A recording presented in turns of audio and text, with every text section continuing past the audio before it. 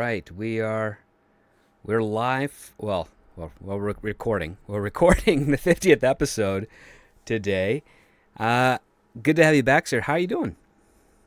I'm doing great. It's holiday season. All the stuff's in full swing. It's a good time to be on for was it silver anniversary for 50, I guess, 50th episode? something like that. I mean, we're almost completing the very first season. Just two more episodes to go.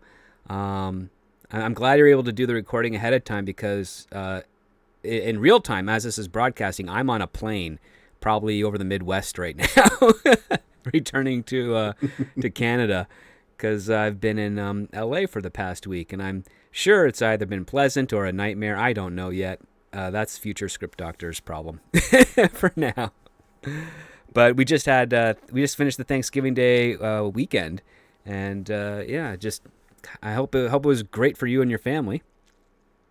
It was a good time. We had family come in to visit. The house was loud and full. It's everything a holiday visit's supposed to be. And it was good because we hadn't seen them in a few years. This is probably the first time since the virus of unspecified origin that we managed to get everybody at this level in one place. So it was wonderful. And you know what? I'm glad that we kind of returned to that position again because it's been long overdue. And speaking of holidays and getting people together, that's kind of fits into the theme of this week's script, which not Thanksgiving, but since we're closer to the Christmas holiday, it hits into that one there. So without further ado, let's get started. Welcome to Scripts on Saturdays, the only screenplay review show on the interwebs discussing scripts both professional and amateur, circulating around Hollywood, giving you, the TV and movie-going audience, a behind-the-scenes and inside track on what writers are pushing and what producers are buying. I am your host, the Script Doctor, and joining me this week is Little Chad. So happy to have you back, sir, especially for this type of script because it deals with family, deals with maturity, and it deals with the anxiety of expanding one's family and all the quirks that come with the small hometown that is often associated with Christmas themed movies. So I think you're a great commentator for a subject like this. No, high praise right there. There you go. Yeah, I was actually really happy that you thought I would be, thought of me for this one, and I'm ready. I got some notes on the script. I know we did a little pre-chat about it, so I'm ready to get right in there because I think this will be a good one. Yes, so this week's script is called Fistmas, which is an interesting combination of two different type of gatherings. This was from the 2023 Blacklist, and it placed 21st with 14 votes. So again, what we've seen so far over the past 50 episodes is the widespread in placement with such a discrepancy of votes. This one is written by Jack Waz. I think that's pronouncing how it is. It's W-A-Z. And a little chat, please share with us, what is the log line for Fistmas? So the log line goes as follows. In order to propose to the girl of his dreams, a love-struck guy must first survive her hometown's annual Christmas fighting tournament. Which I will have to say, that's a fairly intriguing and funny log line. The synopsis of Fistmas is as such. Harrison Powell, an orphaned influencer marketer, falls for Emily Ballard after a SantaCon clash. Invited to her hometown for Christmas, he learns of Summit Valley's unique tradition, a 3-day combat pageant to settle disputes. Facing challenges from Emily's family and the town, Harrison's love and understanding are tested, revealing deep secrets about the Ballard family's control, leading to a transformative confrontation. So this is one of the few comedies we've actually had featured on the show, and comedies are few and far between. It seems like in the social conversation these days. So my first question for you, little chat off the bat, is: do you think that this was a funny script in some regards? I did. I mean, it's when you're reading a script, it's very rare to have like laugh out loud moments like you Mm-hmm. might in a theater. but there's parts where I was chuckling, which in the right translation on screen would become laugh out loud guffaw moments. So I think some stuff, like any comedy, I've never been to a comedy that hit 100 where Hmm. everything they did on screen that was supposed to be funny made me laugh. So I don't fault the script for the fact that not every joke landed for me, but I did find it amusing, and think there's a really solid foundation for what could be a funny movie. No, I agree as well. There's only one joke that was in this script that made me kind of roll my eyes and go, that's not a that's been done before, and that was really early. It was a Family Guy joke that came out of Steph about fending off guys, but not using that exact adjective. um, Yeah, with a stick. yes, with a stick or with both hands. Yeah. I was like, okay, it's an easy joke. I mean, that was done on Family Guy like 20 years ago. Um, and yeah, I was like, okay, fine. I'll give you the one. It's okay. It's a good joke. Maybe on a rewrite he can come up with something a little better. I But would say also it fit like fr from point A to B mhm, for that character. I think that was Steph, right? His cousin. yes, It fit her character. Like she was consistent yes, with who she was, and I appreciate when there's when characters aren't doing just like 180s between like between scenes. oh So it fit. Like I can just, it did make me laugh. I agree. I think maybe a different one in that place. y- That's where somebody who's maybe good at improv, who could just kind of riff on it, yes. might be a better, like, but it's consistent with what they're doing with that character and what they stay doing with that character the whole time. Yeah, because Steph is the she's the slightly older cousin. She likes eating meatball sub sandwiches, which I like eating those too. So I immediately related to her on her food tastes. But yeah, she's a very consistent character. She reminds me of like the old style best friend characters from those 80 films. Like, do you remember like the best friend in Big, like the little redheaded kid? Yes. She Yep. reminded me of like that, like because he's consistent throughout the whole thing, cares about best friend. Steph cares obviously about her cousin Harrison, and they have this like sibling rapport to them as well, which is actually like pretty cool. And I get that too because I've got cousins that are as close to me as like I am with my sister. So like I liked that dynamic. It really got us to get And into these guys' it shoes fit really really quick. well with Harrison's backstory. Yeah. The idea, like I like when they do things like that where if you I've lost a parent early, way earlier than than you're supposed to. Hmm. And so when, that kind of stuff stings with you. And this guy, he's lost both his parents. And so he makes a point of talking about how his cousin's family was who basically took him in, and where he's been clinging to for family since that's happened.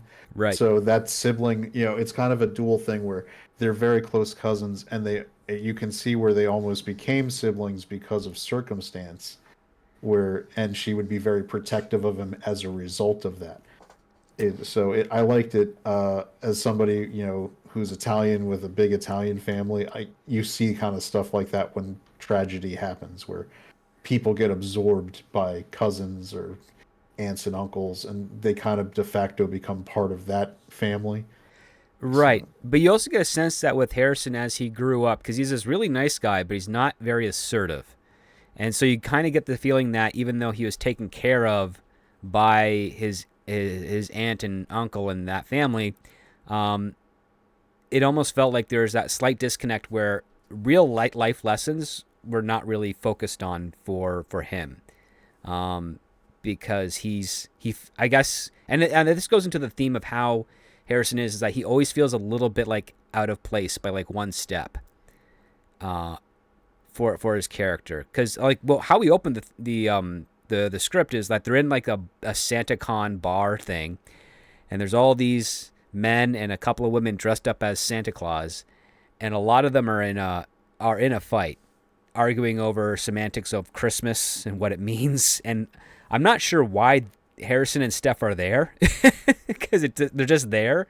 Yeah, It's they never weird. really explained that whether they were there just to like if that's their regular bar and it got taken over, or if they were there to watch the debacle that was SantaCon. Like There's a there's an opportunity for at least just a couple lines to flesh out the circumstance. Yeah, because it just doesn't feel. It feels like we're missing that context. Like, oh, we're going to our bars, our regular stop, and then all of a sudden, like they have their waitress, their usual waitress or waiter or bartender is like, hey, you guys want to call in your tab early because the Santa Con is coming in any minute, and they're like, no, we can't yet. The staff could say, Mom's still making the Christmas turkey. We're not allowed to be in the house until she's done. That's another 3 hours. We're just gonna stay here, tough it out. I Cut to mean, I three feel hours like that's a later. good opportunity to maybe flesh out his career is supposed to be a social media marketer. Yeah, which it's And only said once, and we never see him actually do it. yeah, so it would make sense maybe that he's there because as a part of his social media marketing, they were contracted to promote SantaCon or something Or where something like that. Yeah. and that way it at least because I know that like later on when we get the and it's weird that it's in the synopsis when it like you said it's mentioned once in talking with the family that he's Judith, visiting with yeah, the Emily's mom. Yeah. and it's used to basically shame him because his profession is seems so insignificant. But it's mentioned once and it's never brought up again. We don't even know whether he's good at it. Like social media, is he the vice president or is he just some guy who's handling like the Twitter account of a bottom 30 billboard artist? We none of that is given to you. Right. I think what he is I think he's one of those like headhunters of sorts. So if you get a huge following, he's the guy that finds you and reaches out and says, "Hey, do you want to work for us with this deal?" And then they facilitate that until, as they say in the joke, until they say something that pretty much labels them as a Nazi. In which case they terminate the contract and then move on to the next hot ticket item. Uh, so it was. I kind of wish we got a little bit more of that.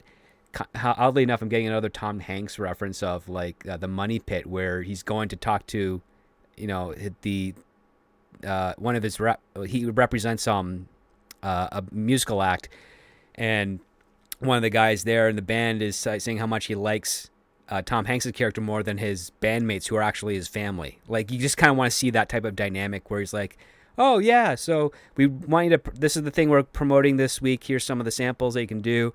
And then the person says something, offensive. He says, "Well, if you put that online, obviously you're not going to be working for us anymore."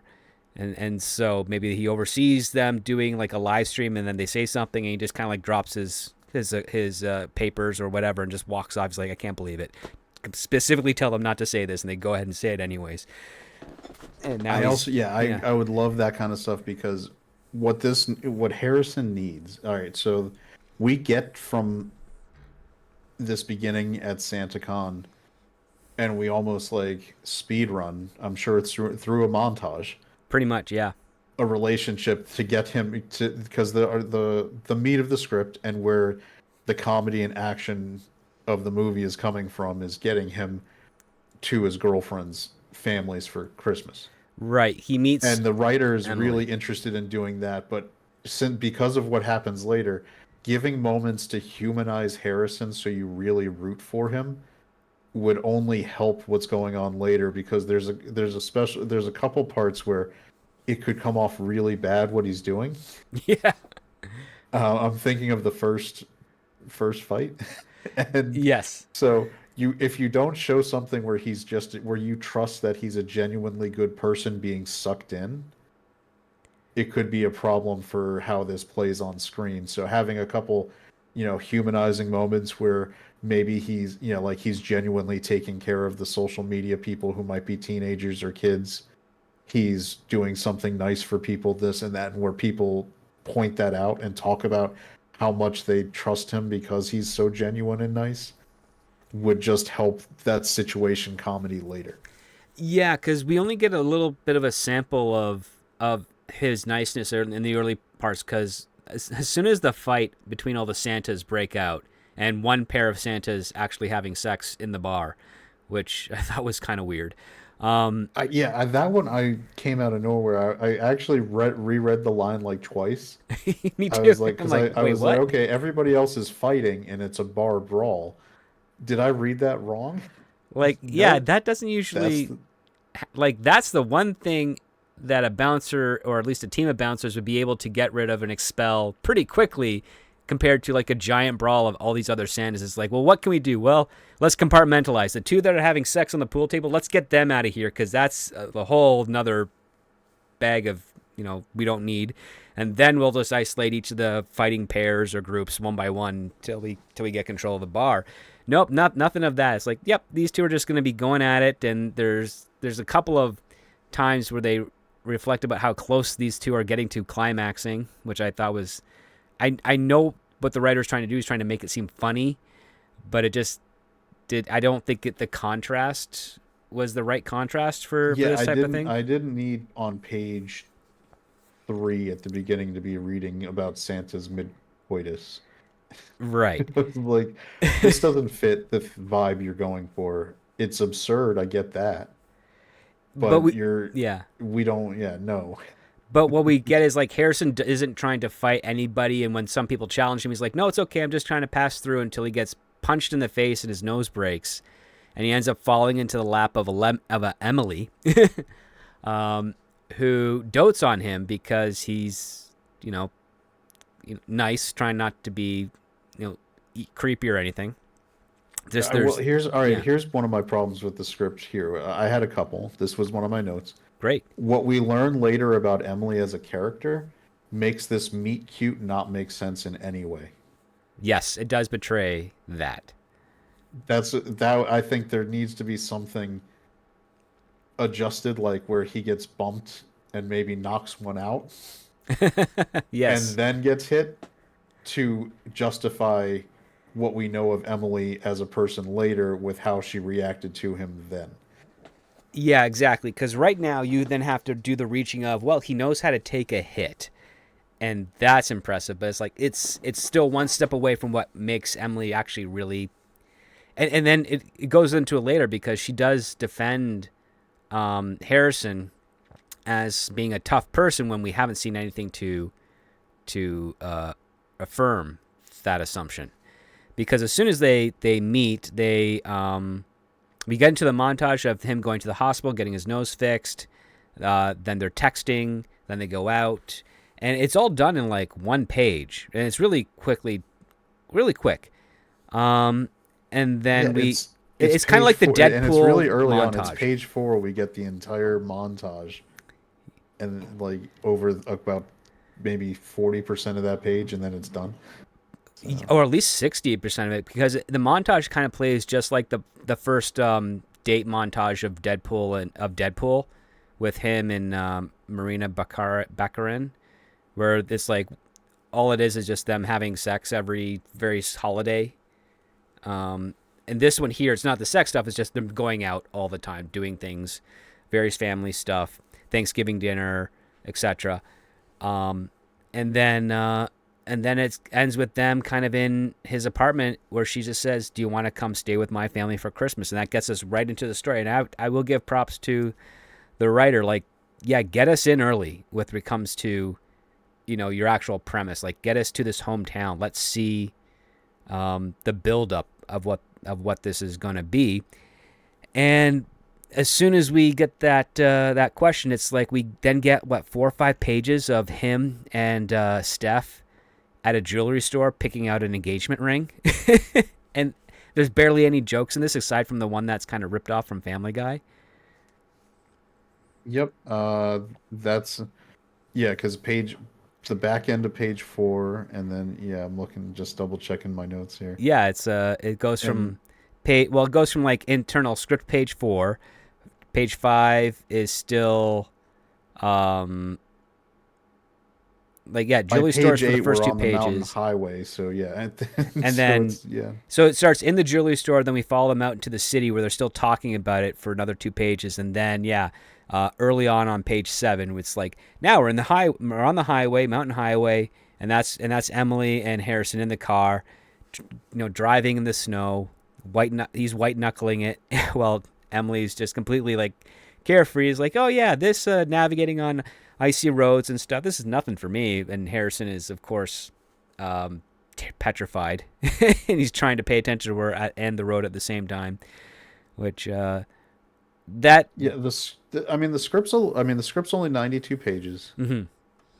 From when we, I think, get it, like you said, doing my notes on maybe adjusting the meet cute and keep doing them. I don't mind the montage at all. That, get through that fairly quick. That's plenty to establish like a relationship growing. You don't need to kind of linger between that part and then at the point where she asks them to go to Christmas with her family.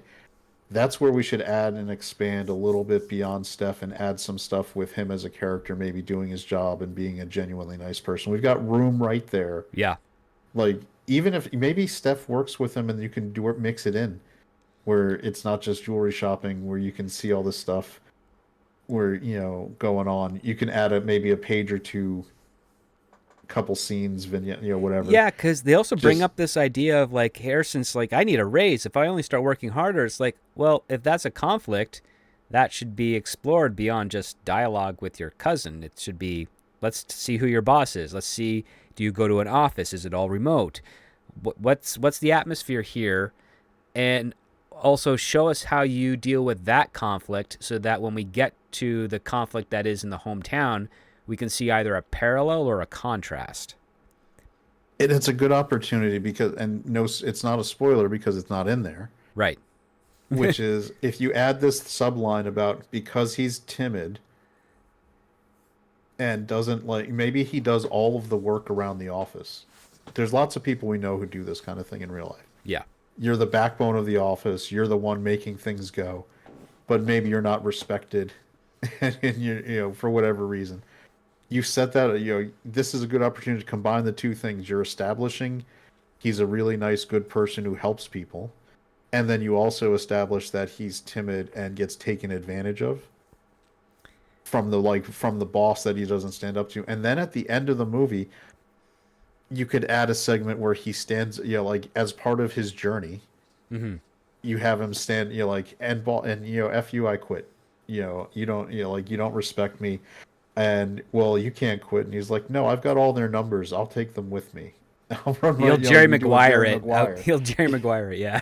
Yeah, No, because that it would would be good. it Yeah. would be also a sign of more growth than just the relationship part. Right. And the relationship part, I think, is kind of, it's an interesting dynamic here because because he is, he's this uptight, or sorry, no, he's not uptight. He's this upright type of guy who is a little bit timid, but not so much really around Emily. Like he's very comfortable with her, but now he's been reset to zero because he's meeting their family. And before he even gets into town, he's like nearly killed by a snowplow that wasn't, obeying the rules of the road, so to speak. Causes them to fishtail out, which again freaks out Harrison. Emily's like, yeah, this is fine. And then when Harrison and this snowplow driver named Gus, who's an old man, exchange words, it ends up leaving with Gus gives him this very creepy smile and then wishes him a Merry Christmas. And with that, he drives off, and that just kind of shakes Harrison a little bit. Like, what is this? and this is actually, I thought, was a pretty decent setup, because this happens 2 or 3 more times with other characters that meet Harrison for the first time in this town. And when the payoff comes, it makes sense. And you can also see a little bit of like how part of me wonders, like, is this like a premeditative attitude of the town itself when they get into these spats and then they, have that smile, give you that weird stare, and then wish you a Merry Christmas or have a nice day or something, all for it to come to an end where, as we said in the log line, where these people end up having a physical fight to resolve this one instant of a conflict? Yeah, I think, yeah. So I guess now's a good time to get into kind of like the conceit, because Yeah. we're it's something that explains behavior because you're right. As he's encountering the people of this town, they're acting in a way that when I was first reading it, I almost got vibes like the if you played this the right way, it could come off like almost like Get Out, where it's almost like a horror movie. Yeah. The way everyone's getting angry and then they stop and just go Merry Christmas.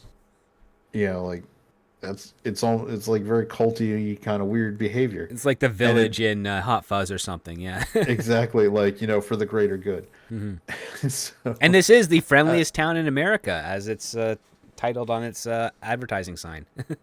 yeah, and so our protagonist is brought into this town. He's meeting the family. He's got all this stress from that, and discovers that the town's holiday tradition is that nobody has conflict throughout the entire year. They store it up, and they do basically a fight club style thing where whatever the argument or words or problems you had with a person, regardless of gender, Yes. are are played out and you have a fight. Yeah, they have a what's called the pageant, and it lasts for 3 days. And this is where it's like the airing of grievances from like Festivus, essentially. Like you get it all out, and you fight, and it has rules, and the rules are pretty simple. First one is that no weapons, essentially, and the fight ends in only two ways. Either one party apologizes for doing something wrong, or one of the parties knocks out the other. And then family is does not qualify, so you can't do this with family. And it can only occur over these 3 days. Like it's for the rest of the year, you have to be nice, essentially, right? If, I might be missing one. Correct. But It's that's almost like a purge scenario, right? Where you have to yes. behave 362 days a year. And for three And of those for days, three you get to days, beat the you crap get out a of free anybody. pass, as long as it's not immediate family. Right. And then cousins are a gray area, which I thought was funny. And then the other part See, too that was a is funny line. I like that. yeah. Like cousins, that's kind of a gray area. It's like So, what? It's like um and then the other part too is like all of these things, they're not, some are planned, but some can be happening like same day. Like there's no real structure to it. Um which I thought makes it a little bit more chaotic, but I like the chaos in that I aspect. did enjoy the fact that, like a fighting game, they called out like the like locations of the fights had an identity. Yes. So that was also another unique feature I liked of the script. It did, I had questions about like how they physically built the third one, but Oh, the snow the globe, yeah. the snow globe, because it seemed like that thing was doing all sorts of stuff that, I mean, I don't know if you ever seen like they had skydiving because it's a snow globe. It makes sense you'd have fans to blow things up, but you wouldn't necessarily invest in fans that could like do indoor skydiving level, stuff. Yeah. Um, unless you're doing a fighting tournament and this is your, center stage location. I would say for the spectacle of it, it would make sense to invest in something like that, given that we find out.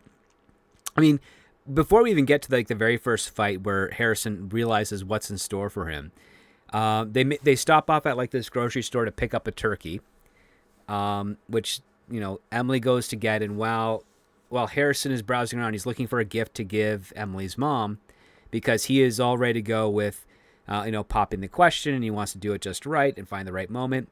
And he's talking to this, one of the staff there, this girl. I think her name was like Maggie or something. Or yeah, Maggie. And Yep, he's asking Maggie. her these questions, and she's literally like just giving him like, yeah, like for instance, it says, "Oh, do you have like gifts?" She's like, "Yes." He's like, "Could you suggest a gift?" "Yeah." What would you suggest? And she's like, slowly like Candles. turns away to the aisle. It's like, "We've got candles." It's great. What? That's what I was thinking. Where are they? Can you point me towards them? And she goes, "Yes." It's like she just doesn't. She takes him so literally at his questions that like she's clearly baiting him to have an outburst. And that's what ends up happening. He ends up screaming at her. It's like, "Where are the candles?" And then immediately apologizes. And then she finally says, "Aisle 6," and then has that same creepy grin and stare. And then menacingly says, "Merry Christmas." And he's like, "Yeah, you you too. And as she's leaving away, she's like, see you at the pageant. And he's getting creeped out now. But it's kind of, I mean, it's a good setup because, yeah, I mean, it does bring in that creepiness factor that you kind of like in a horror film that you mentioned earlier, and it also kind of builds up the tension because as soon as they leave like that grocery store, they go up to Emily's family home, which is kind of like this mansion, or maybe even it's like the mayor's mansion. I don't know, because we find out that her dad Tom is the mayor, and he not only is he the mayor, he's like the third or fourth man in his family line that's been mayor consecutively for like the last 100 and some odd years. And it's Yeah, really that's weird. a quite the stranglehold on the local government right there too. Exactly, because it's now no longer governed by the people. It's now you're governed by essentially a minority monarchy, um, and he's really happy because he just won the election with like 85 for 83% of the vote, which Harrison makes a great joke. He's like, oh wow, that's like dictator level loyalty. And I thought that was a pretty decent joke. And uh, Tom just looks at Harrison like, this is not a guy good enough for my daughter, as many fathers in these types of films react. And we find out that Emily's younger brother, who's still in college, he brought his fiance home, and the two of them, of course, get to spend the nights in the same room. But because Harrison hasn't popped the question to Emily, he's got to stay in the guest room, which has pictures of Emily's ex-boyfriend all over it, to further intimidate Harrison, which I thought, okay, we're hitting into the cliche points, but it's okay because we're kind of filling in, the odds against Harrison. We're making things kind of uncomfortable and difficult for him. And then we start with this running joke where everybody's commenting that Harrison's hands are small for some reason. I actually enjoyed the because so as I'm reading the script, sometimes you fall into this thing where you just start seeing it in characters, and Mm-hmm. one of the reference points I mentioned for reading the script was Wedding Crashers. And for some reason, what came to mind with Judith, who is the girlfriend's mother, was the way Jane Seymour played the mom Yeah. in Wedding Crashers. And that kind of like just seeing Jane Seymour in that role as like she did in Wedding Crashers, where she had like just the like no the emotionless, cold, like older woman vibe. Yeah. That stuff was coming off as pretty funny to me when he when she's when he's like stuffing the turkey Right, and because she he's like, says, "Oh, I've got it all up in there," and she's like just hands him more. Like, yeah, come because on, you she gets you him to can do stuff the more. turkey because his hands are daintier than hers. So she's holding the As turkey soon as I open. saw you, I thought of a job for those dainty little hands of yours. Yeah. So she's holding the turkey open and scooping in these bowls of stuffing, and she's just intimidating him to like keep on just filling it up. And it's like bowl after bowl until he finally gets a call from like Steph to check in, and Like he's in my mind, that scene would probably because it mhm, visually it would probably be cracking me up. Like just yeah, the mom standing there as the stuffing just keeps going in. Like, and you could again, this is where it's my one of my main notes on the script is basically like this is 100% casting dependent. right. If you cast a good person with the right charm and right way of playing things, it would be hilarious.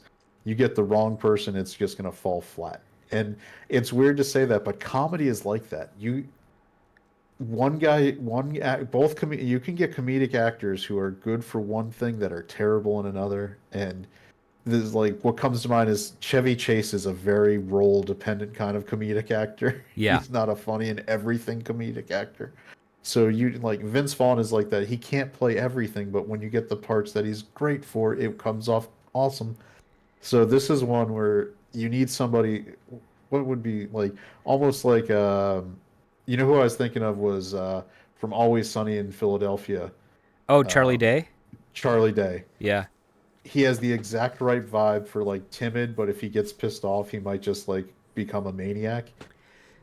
Yeah, well, I And mean, yeah, you can picture it quite vividly with him because his maniac, his angry maniac thing is very angry maniac. It's like it's vivid enough for you to picture because his voice goes up a couple of pitches, and he kind of shakes, and he's got he knows how to do the crazy eyes, and I'm thinking that's yeah, that could work with a character like Harrison playing, especially if you played him opposite someone like Jane Seymour, who is really she's while he's stuffing this turkey, she's giving him like an interrogation. It's like, tell me about your family. Well, dad died before I was born, and mom passed away when I was a kid. And she's like, oh, how terrible. And then keep stuffing that turkey. and uh, I added this in my own mental version of the scene, but I had her like drinking something, like just having like I just she would have a wine glass, some kind of Pinot Noir or something like fancy. mhm. Just like, oh yeah, really? Yeah, as he's like, yeah, my mom passed away and it was rough, and she's just like, yeah, that's okay, and just taking a drink and not really caring. It would be visually, it's one of those things where it would actually probably exceed what's on the page, where the performers would add, if you get the right performers, that's where comedy will jump from being okay on the page to being hilarious. Yeah.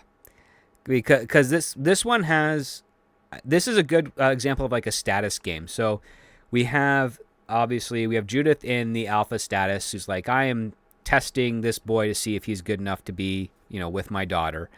And he is capitulating to everything that she needs because he wants to impress her. And his motivation is, I want to make sure that she thinks I'm good enough and worthy enough for her daughter.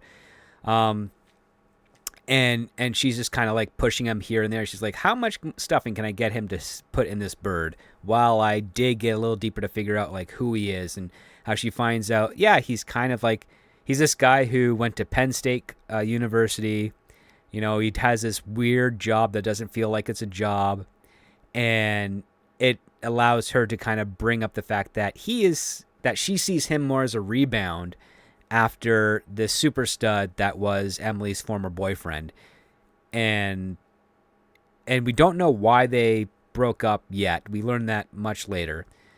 But we get a sense that Judith and Tom, the parents, would really rather have Nathan here than Harrison.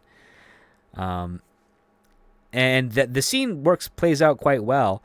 I can actually see a moment, because his hands would be covered in stuffing, that when his phone finally buzzes and he has to take the call, it would be slipping out of his hands, and he'd be constantly trying to catch it in air until he can answer, because you've got the oil from the turkey, in addition to everything that's gooey with stuffing before it's cooked.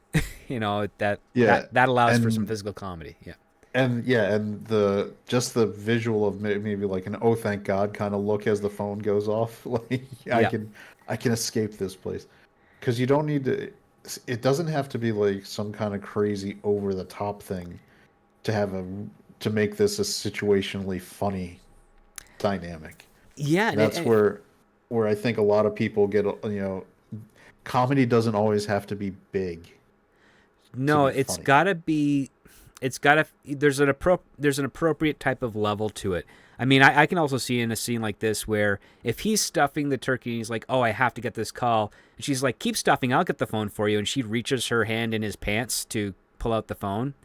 That could be played funny too, because now she's kind of sizing him up more intimately, and you could also have this subtlety of like, would Judith the mom be looking to push or test or flirt with Harrison to see what he's really like? Because And that goes it's back to the low. Jane Seymour thing with, Yeah, and it's low brow, but you could make, like she fishes the phone out and then looks at him and makes a joke like, maybe your hands aren't so small. yeah, And, like, and then yeah, he's just like, like that makes it awkward, right? it It's makes like it very you awkward. He's like, take it, you're taking the awkward up to 11, right? And that's where, and awkward makes people laugh, right? When you put people in awkward situations, if you're watching it in a movie, you're gonna laugh. right, and it was And kind of, and it's not so over the top that it's ridiculous to see that scenario happening. no, it definitely not, because you know there those types of scenarios we've seen in other movies before. They've all been played a little bit differently, but you can have fun with that more, because I mean, when we introduce this family, they're super nice, but there's also this weirdness about them. So you got to want to play up the weirdness a little bit. You can go a little bit safe there with the whole mom seducing the daughter's boyfriend angle, which is always a little I funny. kind of yeah, and I thought I see when they described the parents as like silver foxes and silver whatever the female version is, Yeah. basically to imply that yeah, while they're in their late 50s, maybe probably early 60s, they're still very attractive people. Yeah. So the clear vibe from that description would, at least from what you get from watching movies for the past 60 years that have been made, is that Cougar Mom is going to put the moves on the boyfriend. Exactly. You know, It's always going to happen. like while the only thing that would be funnier to me, like basically, is if they were in the kitchen scene, and as they're doing it, the mom puts on her playlist. She's like, "I'm sick of Christmas songs. I'm putting on my playlist," and the first song is Mrs. Robinson. Yes, or maybe something more suggestive from like the top 40 or what have you. Like there's always those Stacy's mom has got it going Stacy's on. Or like, mom. like You've if the got entire anything from playlist like what is Nicki Minaj or something. like you take advantage of it. You make the joke like she turns on this playlist and walks away, and he's like, "Next song," and it goes from Mrs. Robinson to Stacy's mom to like if you want to go like crazy WAP or something like that. It's like Yeah. it just escalates for him each time, so that by the time the phone call finally comes, he's like, "Oh, thank God, I'm out of there."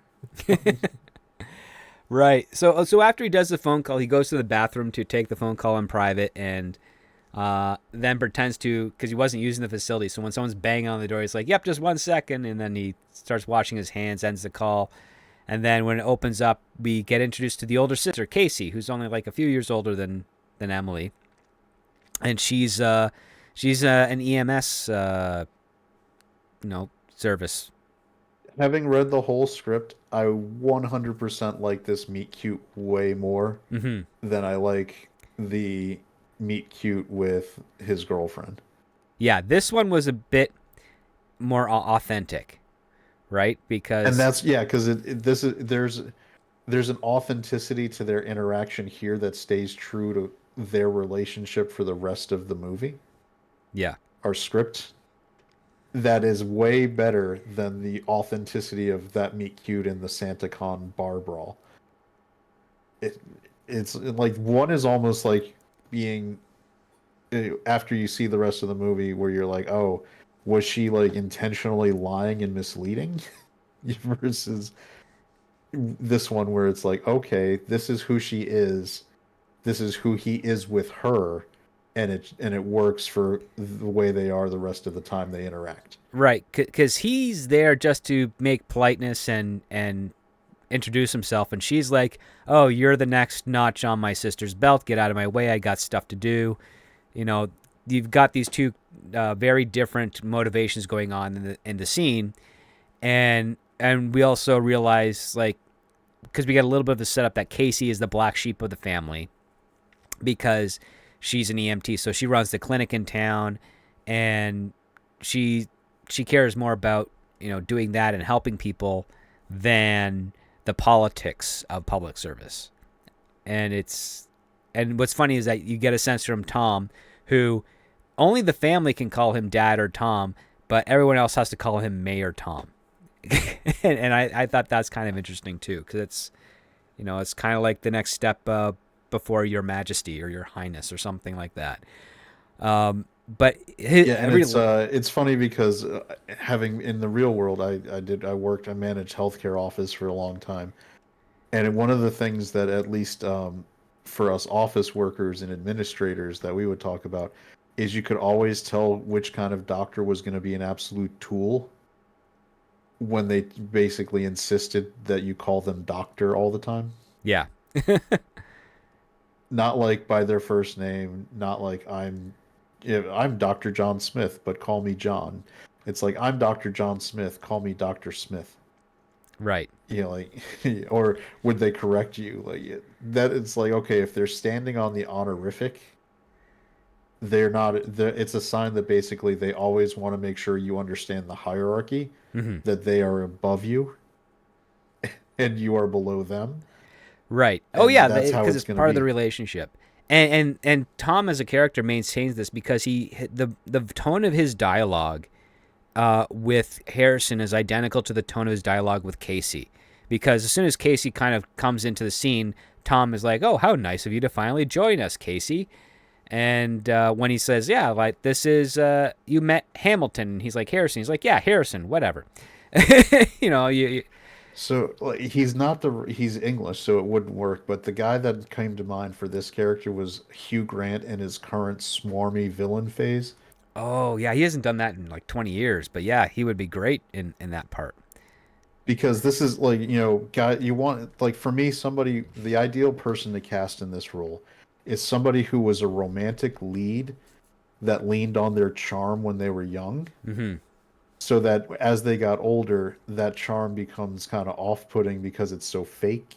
Yeah, So, like, they don't have their boyish good looks anymore, but they're still good looking for their age. But that charm, you can hear, like, there's venom to it. It's always like side, like there's always like a side meaning, or something like that to it. So something like what Hugh Grant did in, like, if you saw Paddington 2 when he was playing the charming villainous actor, right? Like, right. to your face it seems like he's being nice and charming, but he's really behind your back doing all these terrible things. Yeah, he had a similar role in the Dungeons and Dragons movie too. Yeah, and even in the new movie Heretic, which just came out, it leans on the fact that he's supposed to be an engaging and charming individual Mm-hmm. to, suck people into him doing his heel turn. So you would need somebody like that. I don't know right off, like, who would be a good candidate for that, because we don't have that many romantic leads. It's weird to say. I could almost see Matthew McConaughey doing this kind of role now. Like, That or maybe like Patrick Dempsey, maybe. oh, you know what? Patrick Dempsey would be a good one. Or even Eric Dane, who was also Oh yeah, in was it Grey's Anatomy with him? Somebody who, like, clearly was an attractive leading man yeah. that is now gonna use that just because, to his advantage. Exactly, like because there it makes it just more believable that you can understand, oh yeah, we can totally see why this guy would constantly be elected mayor. He's got this charm and charisma, plus he's a legacy, so he's carrying on his father and his grandfather's work, making this town better. And then Yep. you kind of buy into it, and you also buy into like, oh yeah, he'd have the beautiful wife, obviously he'd have the beautiful kids. And who, when he constantly on purpose messes up Harrison's name, Yeah. you're like, you'd have that, you're like, as he's doing it, he's just being so damn charming doing it. You're like, I guess he must, maybe he's just genuinely forgetting. But at the same time, you're looking at him and like, no, he's doing it on purpose. Yeah, exactly. Uh, so like we finally get to meet all the players of the Ballard family. Casey, James, the dim-witted son at the Ivy League school. His girlfriend Isabella, or Isabel. That's kind of funny because she comes from a family that became wealthy because they owned a bunch of ships that happened to have transported people from one location to another a little over 100 years ago. Actually, that was one of the chuckle lines for me when she was like, Yeah. didn't you own, they just move people from one continent to another. It's fine. And the other part too, they made so much money doing that initially that for generations this family has just lived off that money and that interest, like because her parents don't have any jobs, they're just socialites that go yachting and bounce around, and she's in the same way. So at this point here, James is marrying up one extra tier because that family money is going to be part of now the Ballard family money, because they're engaged, and and they have a very very superficial relationship. But one thing that's kind of interesting is that once the entire family gets together, the grandfather clock goes off, and everybody starts chanting pageant, pageant, except for, of course, Casey and Harrison, because Harrison has no clue what's going on, and Casey, the irony here is that she has to get ready for her next shift, which is definitely going to be busy given what we find out what the pageant actually is, because Tom, as the mayor, is in town square, and he introduces the first fight of the day. and it's over. It's between a man and a woman who their property line runs right down the middle of a peach tree, and they haven't determined who owns the tree. And so this has been a fight ongoing, uh, or a feud between these two for, I guess, the past year, and now it's coming to a head where this adult male and this adult female are going to fight until one is knocked out or apologizes over who gets to own this peach tree that's caught between two property lines. And it's a pretty basically described fight. And most of it usually comes from the reaction of Harrison freaking out as to why this is occurring, in conjunction with the entire town cheering on the fight between, I guess it's like Dave and Sandy, are just kind of nearly murdering each other in town square.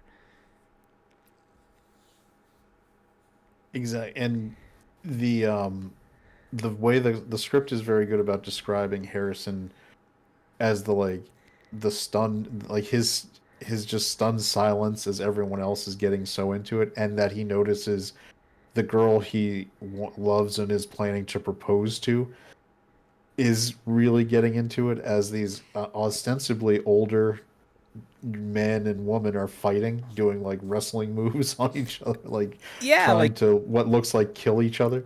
yeah, like they're being thrown about.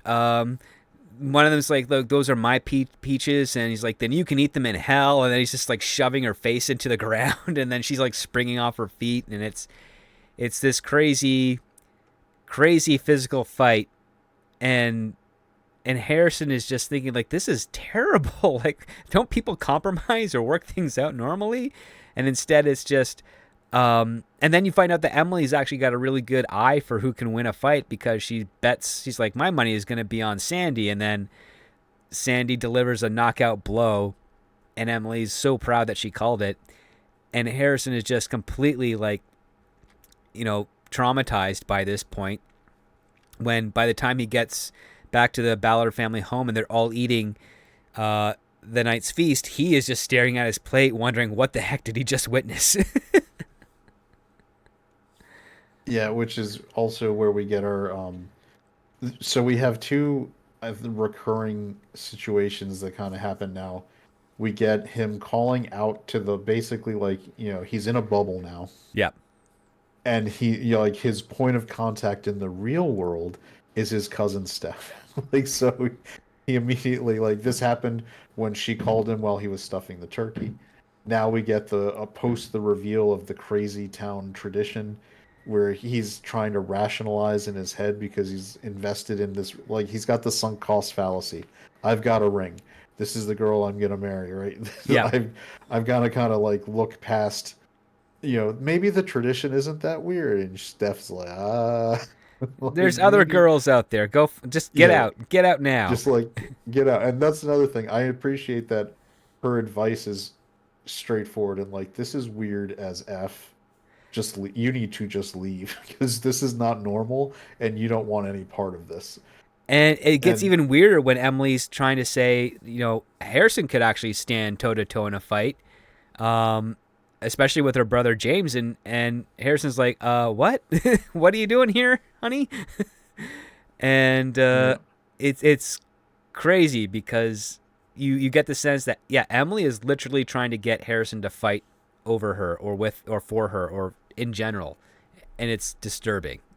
yeah. And so after he does his phone a friend to Steph to kind of like rationalize it, that's where we get our exposition dump from Casey, who comes in, I guess after her shift's over now, and is like, "I bet you have questions," because He's like, yeah. because she's somewhat normal and understands that a normal human reaction to this is going to be like, "This is batshit crazy."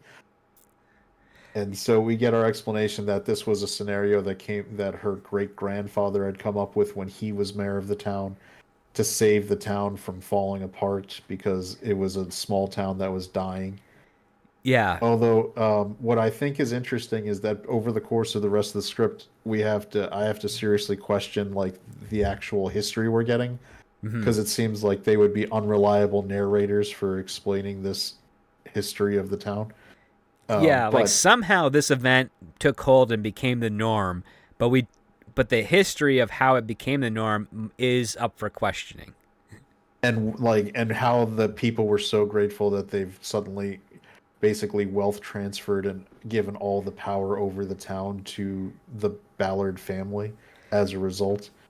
There's a Yeah. lot of suspiciousness. I mean, but even I think again the way it's delivered by the actress who would be cast in the role could add a lot of depth to that. Like if even Casey's like, yeah, I don't really believe that either, kind of thing. But it is what it is. This is what what happens in our town.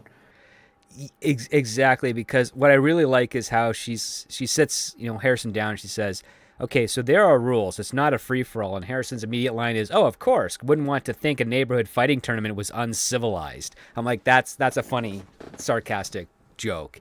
And then of course this is where we get into the exposition. It's like, yep, the family's been, essentially running the town for nearly a century based on this 3-day pageant that is held annually.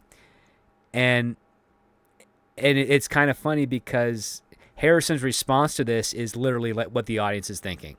It's like, yep, the town seems to love it and they keep voting for him, so I guess they think he's doing something right. It's like, yeah, sounds like a real man of the people, encouraging everyone to pent up all their anger and then release it for over the course of 3 days to anyone and everyone that has wronged them or that they think has wronged them, instead You of know, just being like adults.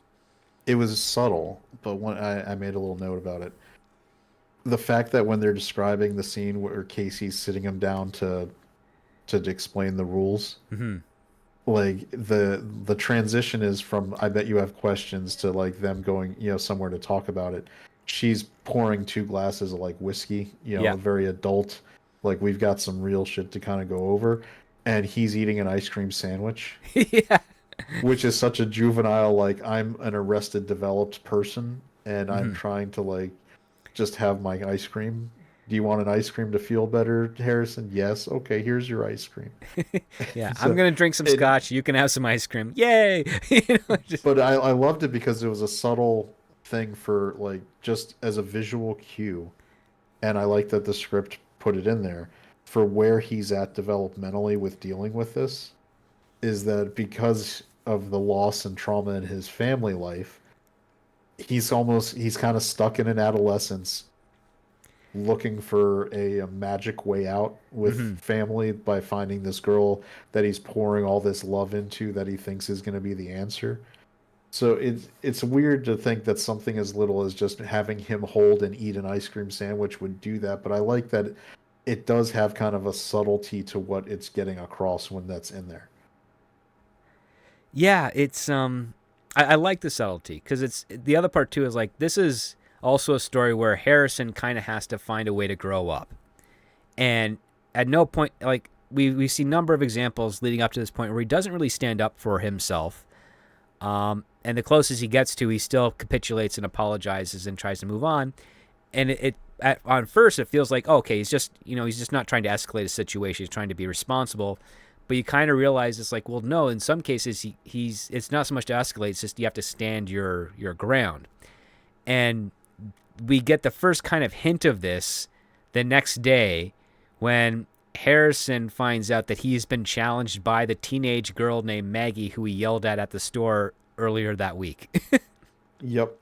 And I like the when the challenge comes out, like the you get the right like wafy looking kind of like teenage actress Hmm.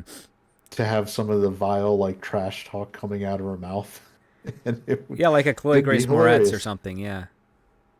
Yeah, like I watched the movie Bottoms last year, Oh, and I right. Yeah, actually yeah. found it to be pretty funny Yeah. because like some just the delivery coming out of like that frame, like they had Cindy Crawford's daughter in there, Hmm. who looks just like a young Cindy Crawford, and like some of the just the dialogue coming out of that kind of frame, it's just funny because it's situationally funny. You don't expect it, like nobody, you don't, and so when this girl who had been so rude and kind of like not even, I wouldn't say vapid, but basically just not caring and just not even paying attention to him while he was in the store, to turn around and be like, it registered with her. That's why she got like a little grumpy and then looked at him and said, Merry Christmas. Like, now you get it. Yep. She's gonna let it out.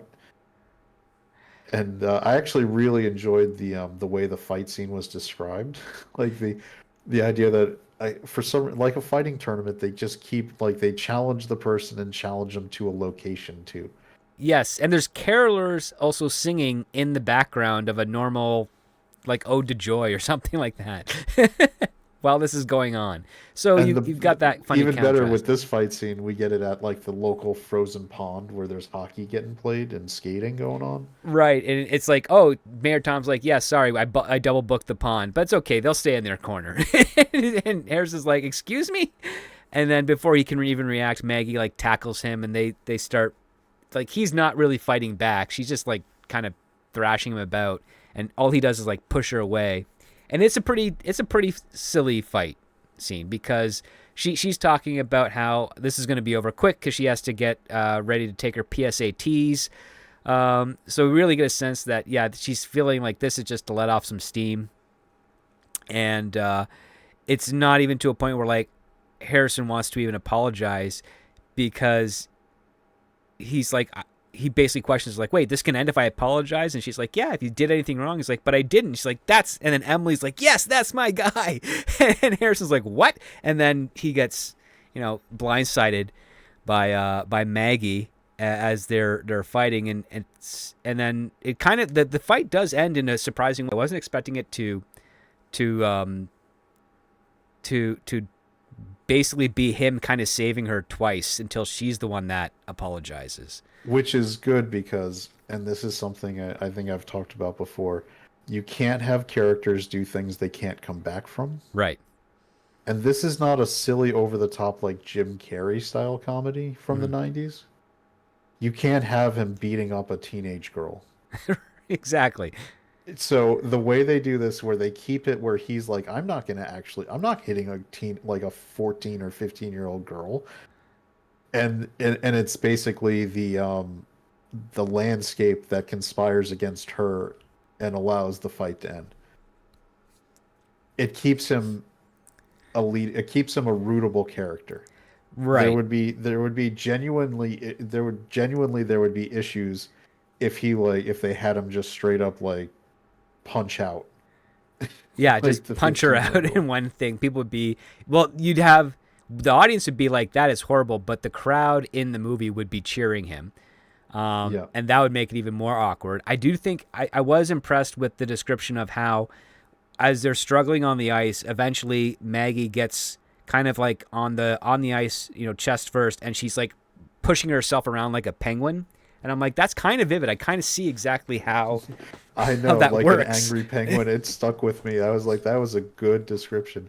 The two things that one stuck with me, and it was actually in the lead up to the fight, because this was something where in my head I'm like, if this is done right, even though it's just a small line, it would be really funny. Was when she's yelling and prior to the actual fight happening, and are you like are you saying I'm bad at my job? And he's like, yeah, kinda. You couldn't even tell me where candles were, please.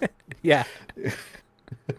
It's because part of it, it's like, okay, all of our frustration as older individuals dealing with like the younger Gen Ys or Gen Zs or whatever the Gen it is, working in these stores now where you're like, you have no interest in actually doing your job, Right. would be able to come out in that dialogue exchange between the two of them. And if like with if you get the right guy doing it with the right delivery, it would be like all of us feel that way.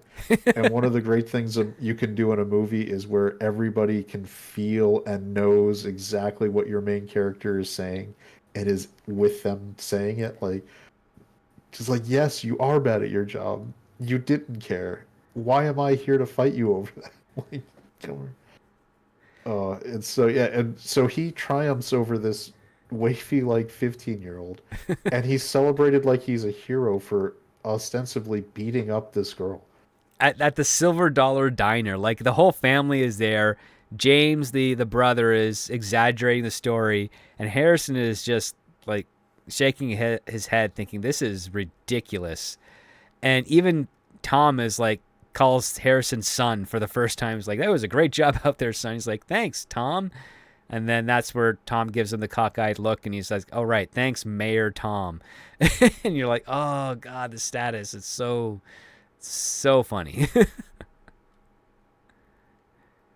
Even Judith Yeah, comes it's around too. Like, yeah. This everyone's on the high of him having beaten up this girl.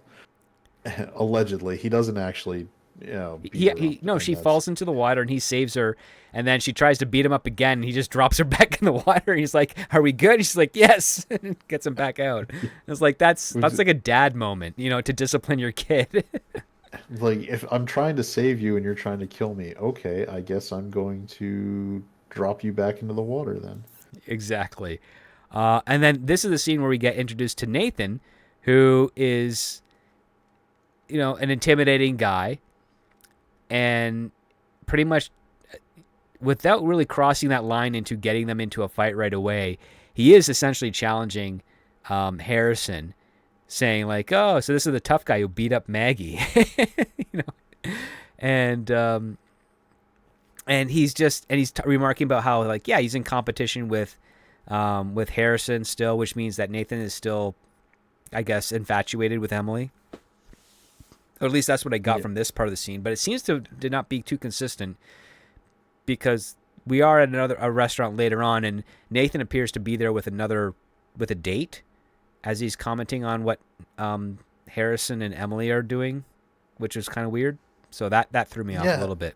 And then later on, when his character seems more fragile, you find like I mean it's perfectly normal to have the puffery, Hmm. where you find out later that he's kind of like putting on a front. But yeah, having him with the other girl, and it it'd be more consistent if he was not with a girl and was clearly just gunning to get the girl back, to get Right. Emily back. And this gets into the point where Emily kind of cajoles Harrison into challenging Nathan, because Nathan has left the restaurant. Harrison like goes out to chase after him, and he starts calling him like, prick, and we can,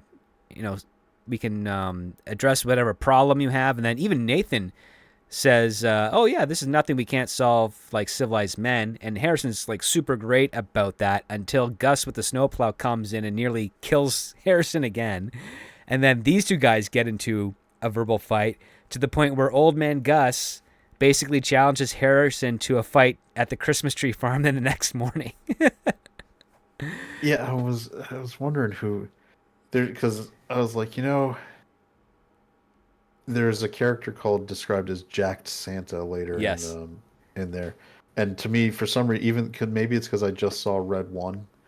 Oh, okay, yeah. J.K. Simmons came to mind because he was literally Jacked Santa in that movie. When I was living in downtown Toronto many, many years ago, we had this crazy person who was named Xanta with a Z. And what he was is he was this guy who wore Santa pants and a hat, but he was always shirtless, and he'd be doing push-ups and chin-ups on the public street or in the subway or whatever.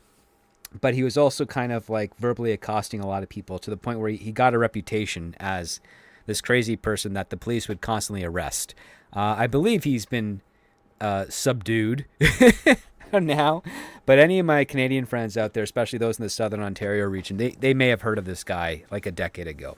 But that was Yeah, who I was thinking, is like this very obnoxious, jacked guy, um, you know, dressed as Santa Claus, who also appears to also be working, I guess, for like the Salvation Army or something, collecting money. yep. Um, So yeah, so because J.K. Simmons was like, who would? Because I was like, who could play Gus effectively? And I was like, initially I was like, well, J.K. Simmons plays older pretty good. I was like, but he's jacked now, so he could be Jack Santa. And this came to mind. I just started thinking Mel Gibson, like when he's yeah, got the wild beard, yeah. Oh, could Mel Gibson would totally be a good play guess. like Crazy Gus, the snowplow driver. That would be the other part too that I would think is because Gus is described as a very old man. Do you remember the actor? He passed away, but he played Blue in Old School. Oh yeah. That would have been funny for Gus, because then what you would have is you'd have like your in spirit sequel to the Bob Barker and Adam Sandler fight between these Oh, two, that'd be perfect. because you've got this, very thin old man who's tough as nails beating up a guy, a third his age. And doing so in such an interesting way, because the Christmas Tree Farm fight is very similar to something you'd see at a Predator. Like, because they're hiding among the trees, and they're not using weapons, but they're like throwing pine cones at each other. They're whipping tree branches at each other. At one point, Gus manages to be on top of a 12-foot tree and is like just tackling him from the air. And it's designed specifically to be this very absurd fight. And it almost gets to the point where Harrison's about to win until he gets knocked out somehow because he gets distracted.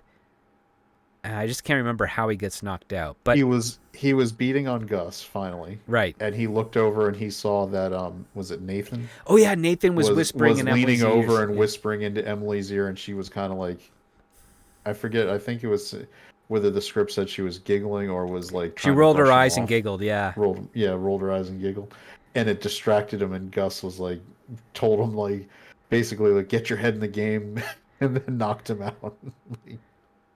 So it was organic, right? Because you're like, okay, even if our pro tag is out of shape and a little, he should be able to, if he's straight up fighting an old man, probably beat him. Yeah. But he gets distracted and gets sucker punched. Pretty much, which reminds me of that video that went around like last summer, where there's that old retired boxer on the street and he's fighting a younger guy and he just hits him once and the younger guy just goes down. And I'm like, yeah, that's probably what we had here in that situation. And we get like this smash cut from as soon as Harrison is hit with that haymaker from Gus, he wakes up at the clinic, at Casey's clinic, and she's like, treating him, and her first line is, "Oh, good, you're not dead." And but you are concussed. But you are concussed, and you were knocked out by a man who was born during the Hoover administration. And I'm like, that's a pretty good joke. Yeah, I mean, it's hard to get like, because obviously you can't have too many. Like, if they're older, they can't really necessarily still pull off some of these things. Maybe, yeah, like, I guess, I mean, Harrison Ford's old enough, and if he cares about, like, when he actually is interested in a role, he still tries. He's pretty good. Yeah, I mean, So, he apparently puts in a lot of effort to the series shrinking. So like he that's could what I'm work talking in that. about. Like, Yeah. when you can tell Harrison Ford starting about 20 years ago, actually even before that, you could tell the movies he actually was interested in doing, and he shows up and tries, versus like phoning it in for the money.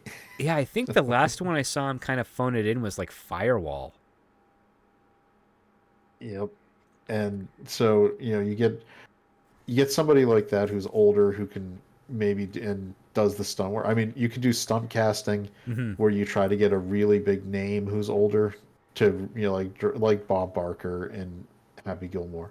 Mm-hmm. Or you just get like a not stunt casting where you do somebody like Blue from Old School, where it's just the most frail looking drunken old man type character.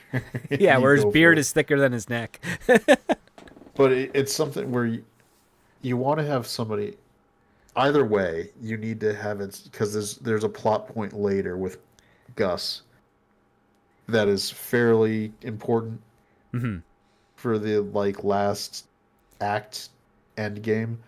So you want to have somebody who would where you could also believe what happens there too is in Gus's nature as well. Oh, I exactly. think Yeah. that's past where we probably have a spoiler cut off.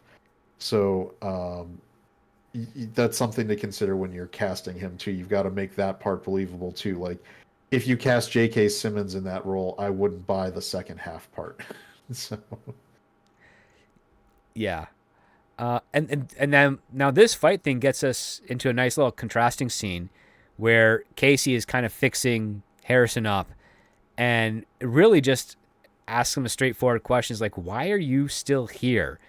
And Harrison, without skipping a beat, says, because I love your sister. And Casey just bursts out laughing until she realizes that, oh, wow, Harrison, you're serious. And of course, Casey doing the big sister thing is saying, like, listen, Emily's the type of girl you take in small doses, but, she's not the type of woman that is worth of multiple brain injuries. Until Harrison's like, well, she is to me. And Casey kind of sees through that to a degree. And I thought that was kind of a good observation here, because what is Harrison's motivation is he doesn't want to be alone because he feels alone. And Emily and is he's like idealized Emily, to fill you that know, gap. Yeah. to fill the void. And Casey's like, we've seen. I've actually, and it was in a holiday movie. It's not an unknown trope kind of style thing to do where you do the sister swap. Yeah. I think was it the Family Stone, uh, where he does the sister swap with Claire Danes from Sex and the City. right. Well, I Sarah mean, Jessica Parker. yeah, there's also, what's the Woody Allen film with Michael Caine, right? Where he tries to do the Swiss swap there. Yeah, and there's other what is I, anyway, it's been the one there's another one with Steve Carell where it's a brother swap. Right. Same thing where you swap a sibling Mm-hmm. because you go home to a family event with one and you realize that you're actually much more in tune and connected with the other. Yes. Uh, I mean, I don't think, especially the way they interact, I don't think it's shocking to anybody that he has more authentic chemistry with Casey. Oh, exactly. Because I mean, Casey is the normal one, and Casey realizes that this town is not behaving the way it should, and Harrison knows that as well, and so that's their foundation for connecting. But it's also to the fact that, like, they're each committed to doing something for other people. Like, Casey is helping other people because she feels that she needs to, and Harrison is doing everything he can for Emily because he feels that he needs to. This is going to help her. It's And also interesting, like yeah, the way it's written on the page. It comes off that he's had more kind of genuine emotional sharing in this one conversation as he's being treated after the fight with Gus mm-hmm, than I feel like he had the entire relationship with Emily the way she's played, right. like where he's actually sharing his authentic self versus what is probably there with their relationship, which it actually is kind of reinforced in that montage we got where they were always going to parties dressing up being other people. Like, oh, we're doing holiday things, we're doing holiday, Yeah. where they weren't actually, you didn't get a montage of them having genuine couple like emotional moments. You got kind of vapid surface level things. Yeah, parties and general events, and like they dressed up as Mugatu and what's his name, Adam Sandler's character from Oh, Zoolander. Zoolander. Yeah, Mugatu and Zoolander. Yeah. Jeez, I couldn't even remember. Yeah, that was their pairs costume that they did, which doesn't feel the same as, like, saying dressing up like Sonny and Cher, or those, like a power couple. It just feels like, oh, these are two characters that are funny in a movie together. We'll dress up like them. It's like there's a divide there, a separation of sorts. Yeah, like when Emily comes in after the Gus fight, Harrison, like Casey's diagnosed and you've had a concussion. It's dangerous now to get more concussions in sequence. Like Yes. you're talking about genuine long-term injury to your brain. And so when Emily finally shows up after he's woken up and he had that nice conversation with Casey, Casey tells Emily you can't let him fight anymore. It's dangerous, and she's like, he's a grown man. He can do what he wants. It's such a quick dichotomy about someone who cares about him Yes. versus someone who doesn't. Because if Emily was actually a genuine, loving, caring person, and a medic slash healthcare provider who's also your sister is like, it is genuinely dangerous for him to fight.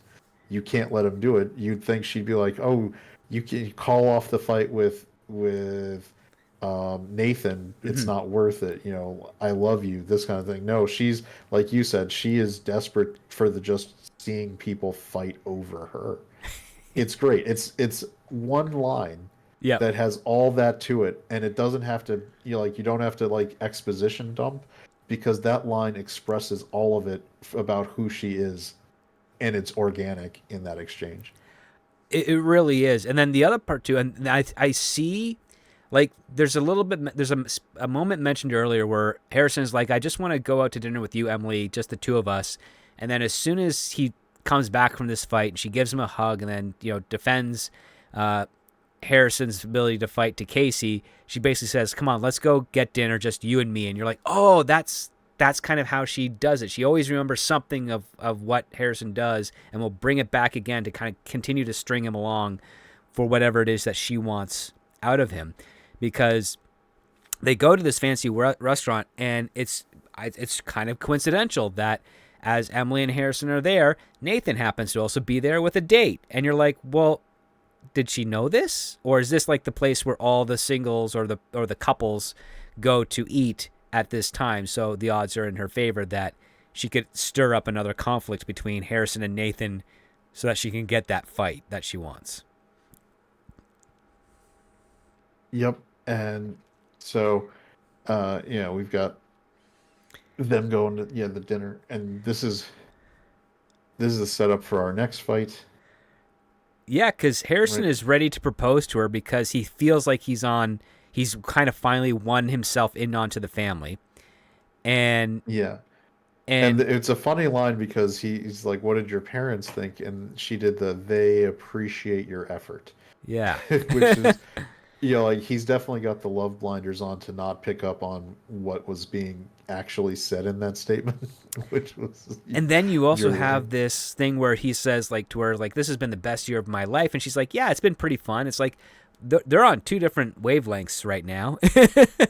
Like, he's pouring his Yeah. heart out to her. She's just like, yeah, this has been this is still, like, she's still looking at it more like the honeymoon phase, or at least on the decline of that before you get into the whole, maybe I'm interested in you, maybe I could live without you type of attitude. And as soon as he gets ready to propose, that's when Nathan kind of interrupts as he's Yeah. seated with his own date. And he's like, oh my God, he's proposing, which completely takes the wind out of his sails. Yeah, because And he's Emily clear at this point, just in case people are wondering, like, did he interrupt him? No, he was in the "Will you marry?" and got to marry before he got interrupted. yes, he'd already So on the knees. Like, she kind of knows what he's about to do. Her mouth does drop open, like she gets excited. And then Nathan kind of steps right in there. and what's interesting is with the reveals later, is Nathan being a bad guy, or is he sort of also genuinely trying to give Harrison a warning? 'Cause, Yeah. he said, like, some of the things he says is like, "You're barking up the wrong tree. Emily really isn't into that sort of thing." Like, Yeah, he's just trying to dude, save him been from the there. hassle of rejection and that how he doesn't belong here. And of course, Harrison's taking this like not well, to the point where he basically says, "That's right, you and me. We're selling this tomorrow morning." And Nathan's like, "Great, snow globe, 9 o'clock." And of course, as soon as he says that, I'm thinking to myself, what does he mean by snow globe? Like, I don't get it. Um, but this just kind of revs Emily's engine like hard. They're back at home. Emily is, making out with Harrison in the guest room, and she's thanking him for standing up for her, and trying to get him to repeat the question that he was about to ask, that she knows what he was going to ask. And he's just like, no, I'm going to do it right when the time's right. And then instead of staying there in the guest room with them, she leaves. And of course, this is like another running gag where every night where Harrison's in the guest room, he can hear uh, James and his fiancee Isabel having sex in the next room. And then Mhm. this is where the script kind of takes a little bit of a turn, Yeah, because so yeah, you can yeah, go, he yeah, sneaks run out with to it. try to go hook up with Emily, At least that's what I gather. It's not clear. He leaves his room, and I think the implication is that he's going to Yeah. find Emily's room because she had mentioned earlier in the script about sneaking out. Right. So I think this is the payoff for that. But he ends up in Mayor Tom's office, and what's nice is we get this is actually a vehicle for two to move the plot forward for two threads, and Right. it's done pretty well. I think I liked it the way that was done. You get to Mayor Tom's office, and so he sees family photos, and he sees that Casey actually had a whole bunch of photos as like a junior judo champion. Mm-hmm. Like, so, state judo champion 2010, I think. Yeah, I looked it up. So he sees that Casey isn't just someone who's never who's some non-violent just EMT peacenik type person. Like, she was ready to go, knows how to handle herself, and has somehow since then chosen to just help people. So that's a good thread point for him, and for the him and Casey thread. And then we also get the review, and this was a nice. I actually like the way, because if you run a paper shredder, it happens sometimes. Oh yeah, I've encountered this a lot. There was a jam, like a piece of in the cross. I would assume crosscut, because Mayor Tom seems like the kind of guy who would be using a crosscut Mm-hmm. shredder. A paper jam had happened, and he can see onto it, and he sees its precinct voting total reports, and he finds out that Mayor Tom was lying about winning the race. He's basically rigged it. Yep. He only got like Which, 38% of the vote instead of like 83. yeah, he flipped it. He reversed it. He Uno card reversed it. Mm-hmm. And what's funny is it's a really nice callback to earlier when he meets him and you heard the vote total and said, "Those are Eastern European dictator numbers." Yeah. like, like it turns out to be an actual like Chekhov's gun kind of line. Yeah, a really good one.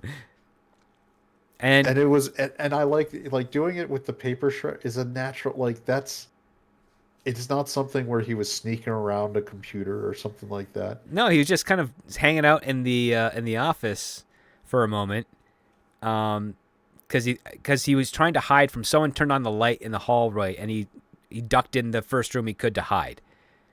And the payoff of that is that it's Tom. He's actually going to his office with Judith to basically get a Viagra.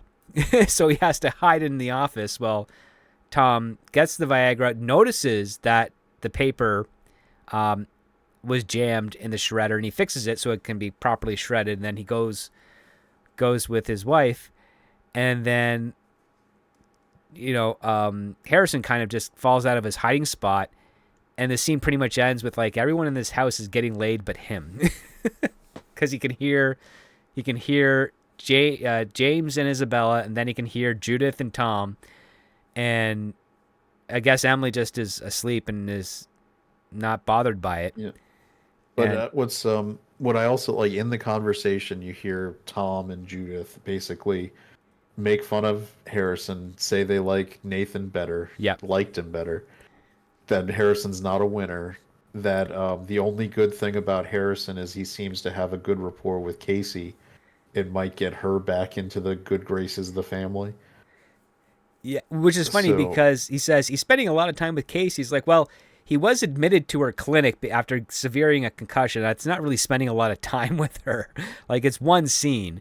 I think that would have had. I think for that line to work, we should have it played up a little bit more that Harrison is kind of finding himself constantly bumping into Casey while he's learning more about the town with Emily. And maybe and then we can get a little bit more of that rivalry between Casey and Emily, because we only get like one exchange when we first meet Casey, and then the other part that happens in the clinic that we just talked about, that's less of a sibling rivalry, more of like, this is me in my job advising a patient not to do this, and then you are telling him to violate my orders and recommendations. Like, it doesn't have that depth in the same way as a sibling rivalry. We were just like, no, I think this guy is a good guy and you should be treating him a lot better type of attitude. yeah, it's I do. Yeah, I think there could be something. There's room for a couple more, Moments. probably moments with Casey and Harrison, and especially moments where it's being noticed they're having moments Yeah. Like because that's get Emily a little jealous too, right? And because then that comes to play off later at the climax of the script.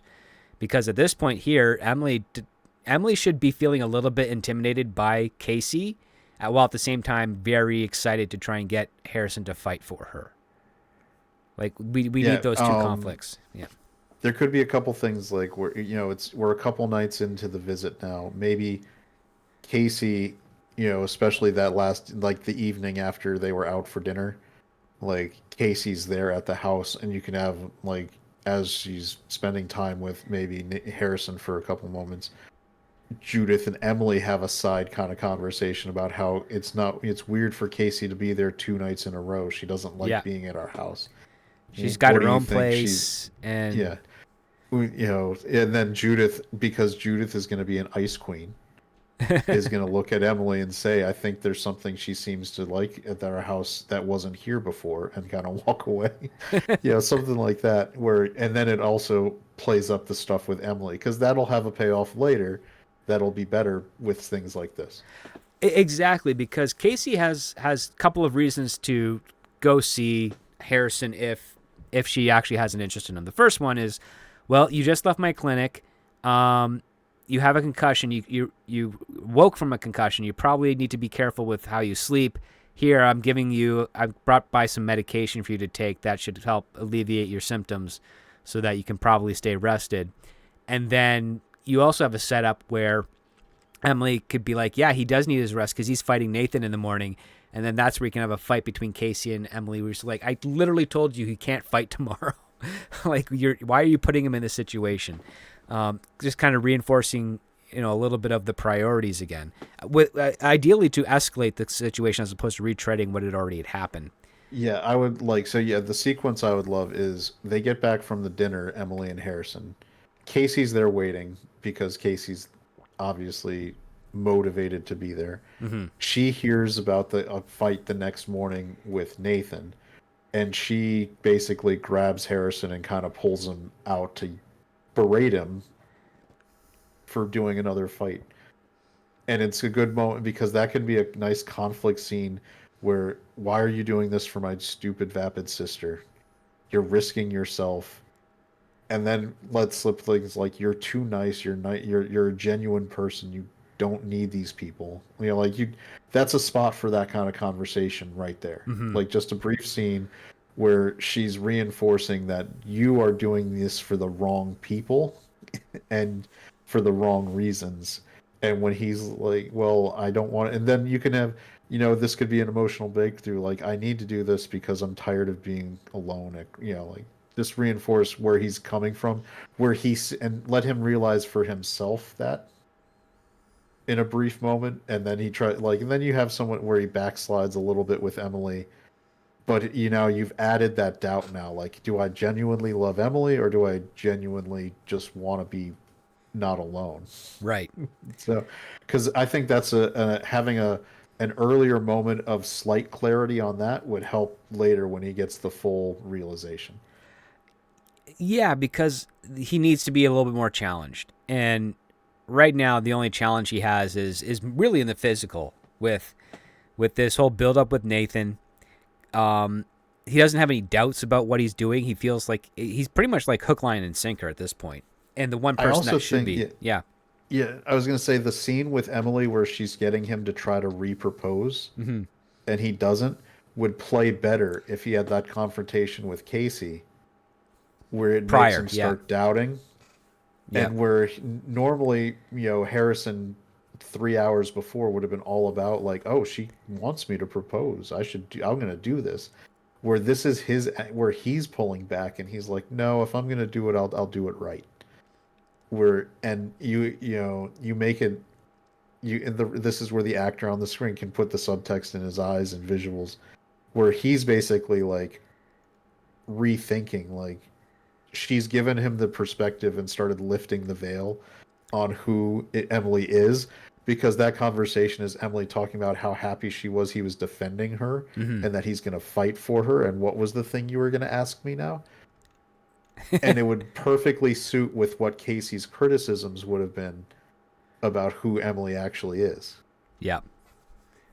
And like you said, that's why it's good because now he's being challenged. And I like the idea of him being the one taking the proactive step for himself earlier instead of like it being kind of like I'm gonna wait till after I beat this guy up to propose to you, where he's like, I'm starting to question what kind of person you are and if you're right for me.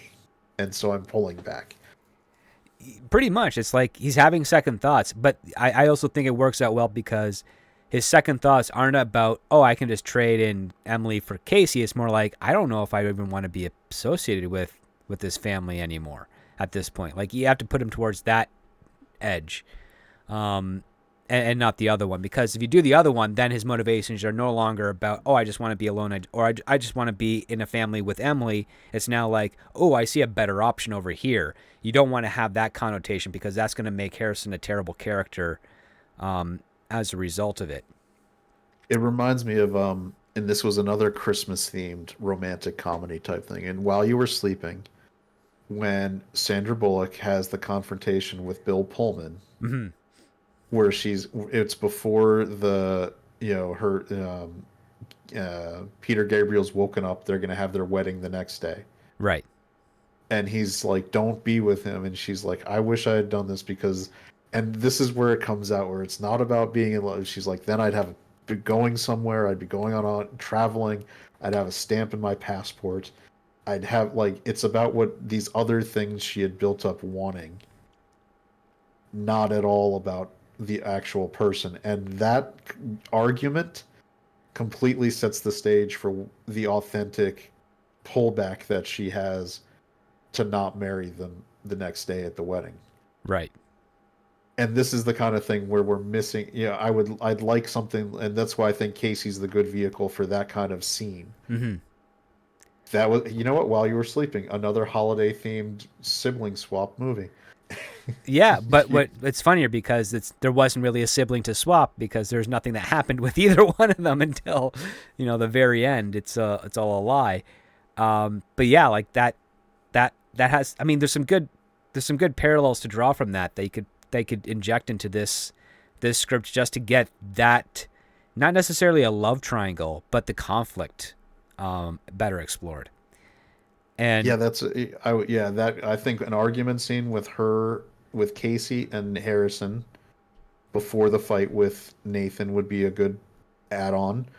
Maybe I think a whole nother dinner table conversation post pageant exposure with Casey at the table too hmm would be I think there needs to be more family conflict with I think Casey needs to be in it a little more with Harrison to genuinely build that up.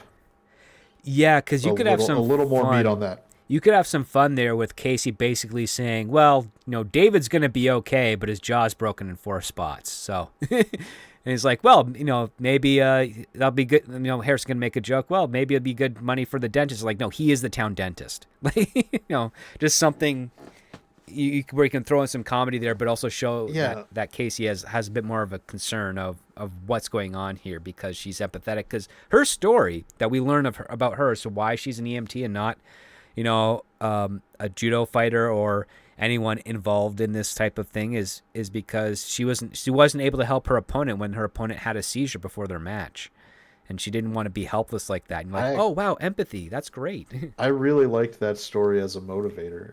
It's the kind of thing where it struck a genuine chord that a person in that scenario might be really altered Yeah. having witnessed it. Like you're trained in combat sports, and it's very similar. I think we've I don't know if we've talked about it on the show, but just the first Superman in 1978. It was important to give Clark slash Superman the moment where his dad died of the heart attack, Yeah. where he's a powerless, all powerful person. Like there is nothing he could do in that moment to save his dad, even though and they even spell it out of them like I have all these powers and I couldn't do anything. And Right. sometimes that happens. like for her, when she's raised by this family that's clearly all about fighting and this and like it's all about combat and all, and then without even throwing a punch, nothing happened, nothing on her part at all. Her opponent just collapses and has a seizure and is almost dying. It could completely like it's one of those things where it's like a complete catharsis, life changing, flip the script moment, and probably could. I can buy that. Like somebody in that could completely look at that and then look at the way their family lives and be like, "What is wrong with you?" I see these people who are just trying to help. Their whole job is to just go to complete strangers and help, and our whole way of life is try to take advantage and beat up and murder people. All in a sense, like Yeah. Just beat them to a pulp just because you have a disagreement. Yeah. and if you've got like, and if you have genuine empathy in your soul, it's going to resonate with one and reject the other after like it's a great. I actually really like that as the motivating story for her. Yeah, me too. So I thought it was really endearing. It's like because she saw, like the reason she became the EMT is because the EMT showed up and saved that kid who was having the seizure. So she saw something that was heroic as opposed to something that was, say, badass, because those two don't often overlap. Like there can be something that's badass but it's not very heroic, but something that's very heroic can also be pretty badass, right? So that's what we got her motivation in, and I like that because it makes you really appreciate Casey, and you know, from this script that Emily doesn't have a moment like that at all that happened in her life. no, and I think it's also unclear if Emily had a moment like that, if she would have even registered it. Yeah, That's that's a good thing to like to have such a clear juxtaposition between the like your siblings, but you're different people. And you know, I love my sister, but yeah. and, I love my sister, but I and don't know what's going on in that head of hers. Yeah, yeah, and so it's great. And I think we get to the fight with Nathan now, in the which is the giant next one. snow globe And that the city clearly has built. yeah, and again, I said it makes no sense but for the fact that in the context of how over the top this city is about their Christmas pageant, it does make sense. So I can kind of go with it, which is the snow globe is basically A a massive Thunderdome. indoor obstacle course Yeah. where the two combatants are being also they're also fighting the environment because as we find out, Mayor Tom has access to a control panel to just randomly set off Yeah, like he can traps, launch gusts of snow at anybody or anywhere. turn on indoor skydiving powered fans to Yeah, like like I mean, and it then has a turn them dual off. function too because you could say, oh, if there isn't a fight in there and they turn on the fan, they launch the snow. Oh, you have a snow globe outdoors, like a big beautiful snow globe. But if you throw a couple of people in there, they're now flying around on the inside of this thing, bouncing off the walls and trying to kill each other. Yeah, and there's a part where he's got them floating around and then cuts off the fan and Yeah, they just come crashing down. And I've heard we have one of those near us, one of those iFly indoor skydiving, and there are people who have had like life-threatening, paralyzing injuries because they go out of the fan zone and fall and like break their neck. So I was like, oh, oh, this you got really the would ones be a with the dangerous thing. yeah, you got the ones where yeah, it's like a direct cylinder as opposed to like a wide berth fan, right? So like if you yeah, Yep. you can actually fly out of it. We have one up here in Canada where you can't fly out of the fan zone. It's not like there's a ring or anything. It's just the way that they do the fan. It goes into a like a line of sight angle. So and then it hits a wall, right? So then when the fan slows down, you can actually like go to the stairs and then walk off. But if you to try to fly out of it, you can't because you'll never get low enough to fly out of the fan zone. Um, but yeah, like I've heard people would they'd get into that, they'd like zip around and then they'd go right out and then they'd almost like catapult themselves over off the fan and then just hit the ground really hard. And if they were lucky, they'd have maybe a bone fracture, but if they weren't, they would be confined to a wheelchair or at least a body cast for a while. And you're like, geez. All for training skydiving or just having fun, floating in the middle of the air doesn't seem worth it when there's that lack of safety. or it's that easy to hurt yourself. But Yeah, so I mean, I did like the vibe of the fight with Nathan that were yeah, because he like sets as his Google Watch to like high intensity training. yeah, and yeah, where Nathan starts off as such a tool, and then it's a good realization because as they're fighting and these environmental hazards are going off, you get the part where Harrison goes, "I thought we weren't allowed to use weapons," and Nathan's like, "We aren't," and he looks right over at Mayor Tom, and goes, "But he is." Yeah, and you're like, oh, And there's the dichotomy. that's when I think that's where you get the final, reveal, the final veil being lifted from Harrison's eyes. hmm And he, like he ends up getting in the fight, and as he's in a position to be victorious, and he kind of looks over and sees the bloodlust in the crowd's eyes. You got Mayor Tom like a fighting game yelling, "Finish him," which I just heard the Mortal Kombat. Yeah, well, that's basically it. Tom's speaking through like a microphone, and it's like a a drive-through microphone. He's like, yeah, finish him, and Harrison decides like, no, he's not doing it. I'm done fighting, and he helps up Nathan to his feet, and then hugs him, and Nathan's like, this is feels nice actually, and then and these two end up kind of like reconciling. And of course, Harrison's like, yes, we became adults, and Nathan's like, you're like my best friend now. Yeah, it's a great like it's a bro moment. Like yeah, where you fought it out. You fought it out. You got out the issues. You realized that the girl was the problem, not you. right. Like not the other bro. And And he stands up for himself. He doesn't fight this guy. He fought him, but he doesn't finish him. right, And when he comes out, just the disgust on the crowd's part, and also specifically Emily's part, where she's like completely upset that he didn't like just murder her ex-boyfriend. That's where Harrison's like, I think I'm gonna be leaving now. pretty much. And I mean, this is kind of where we have to kind of cut off Yep, I the think this is the script, cutoff spot. because what happens next is pretty crazy. Um, also could be done very comically, but Yeah, and yeah, there's a like lot of potential for that last act kind of pretty much. I to mean, it's be. it's really like the last 22 pages of the script are is is kind of a roller coaster of some jokes, some comedy action, some violent action, some revelations. Um, it all comes to a head, but like it also, one of the things that it does is that it feels like it has way more. There's other effects occurring in the last act that don't have the strong enough cause for it to have played out as effectively, because we already had.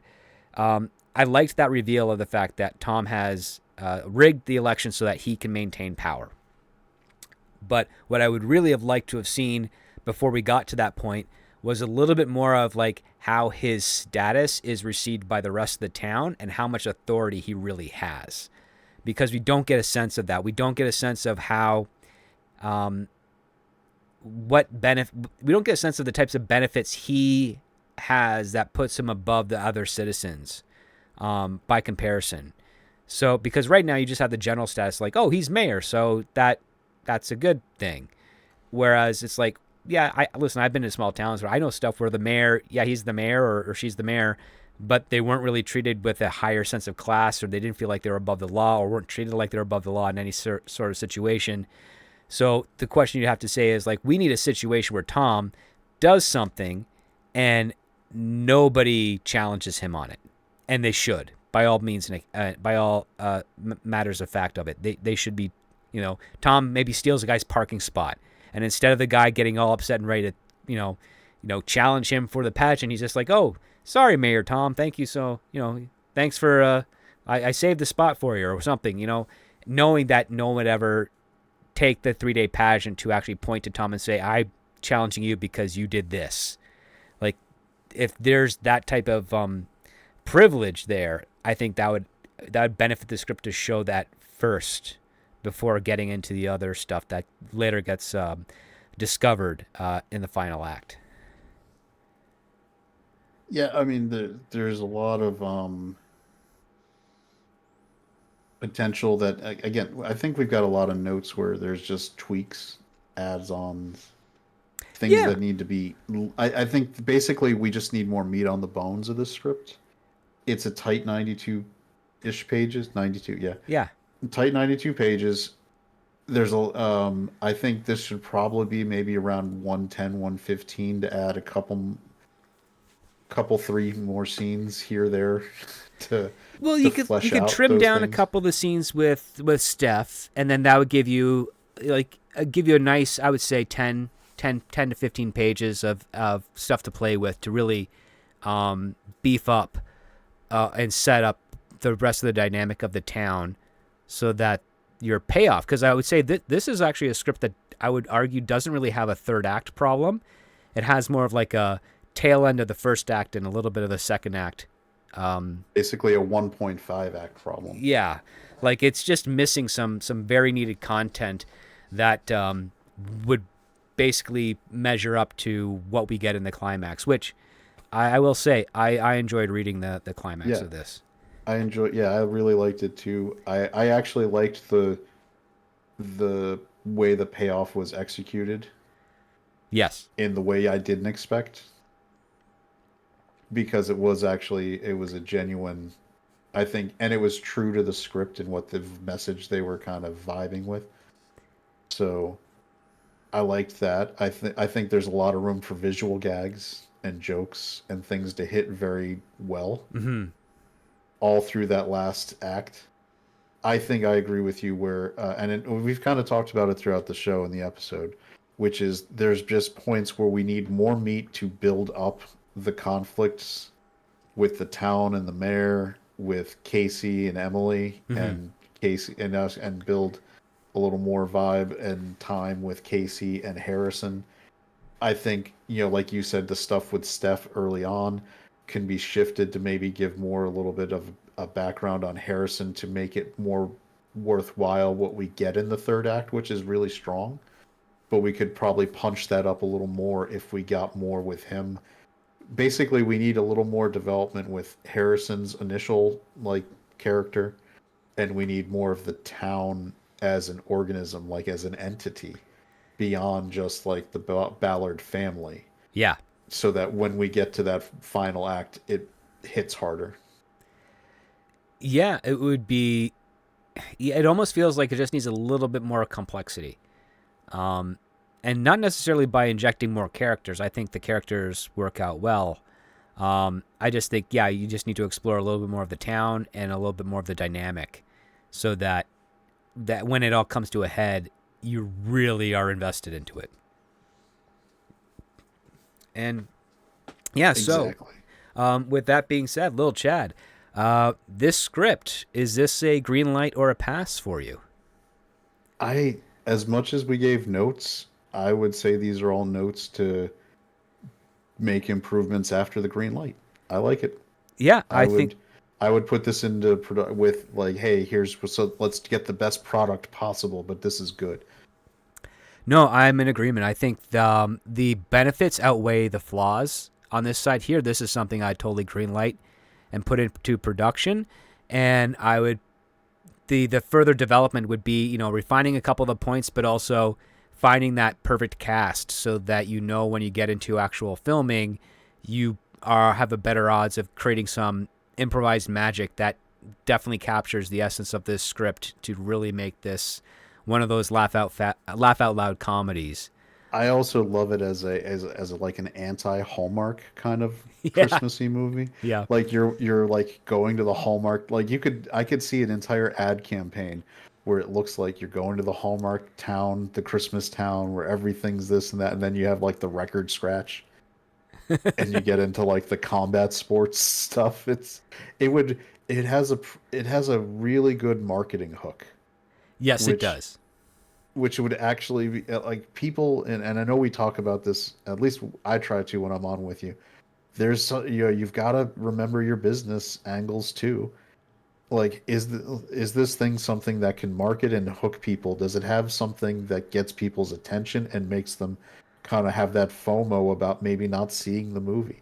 This is the kind of good hook where it's like, oh, you're selling me a Hallmark movie. I've seen that a million times. And then you've got like a grandma giving a left hook to another dude. Yeah.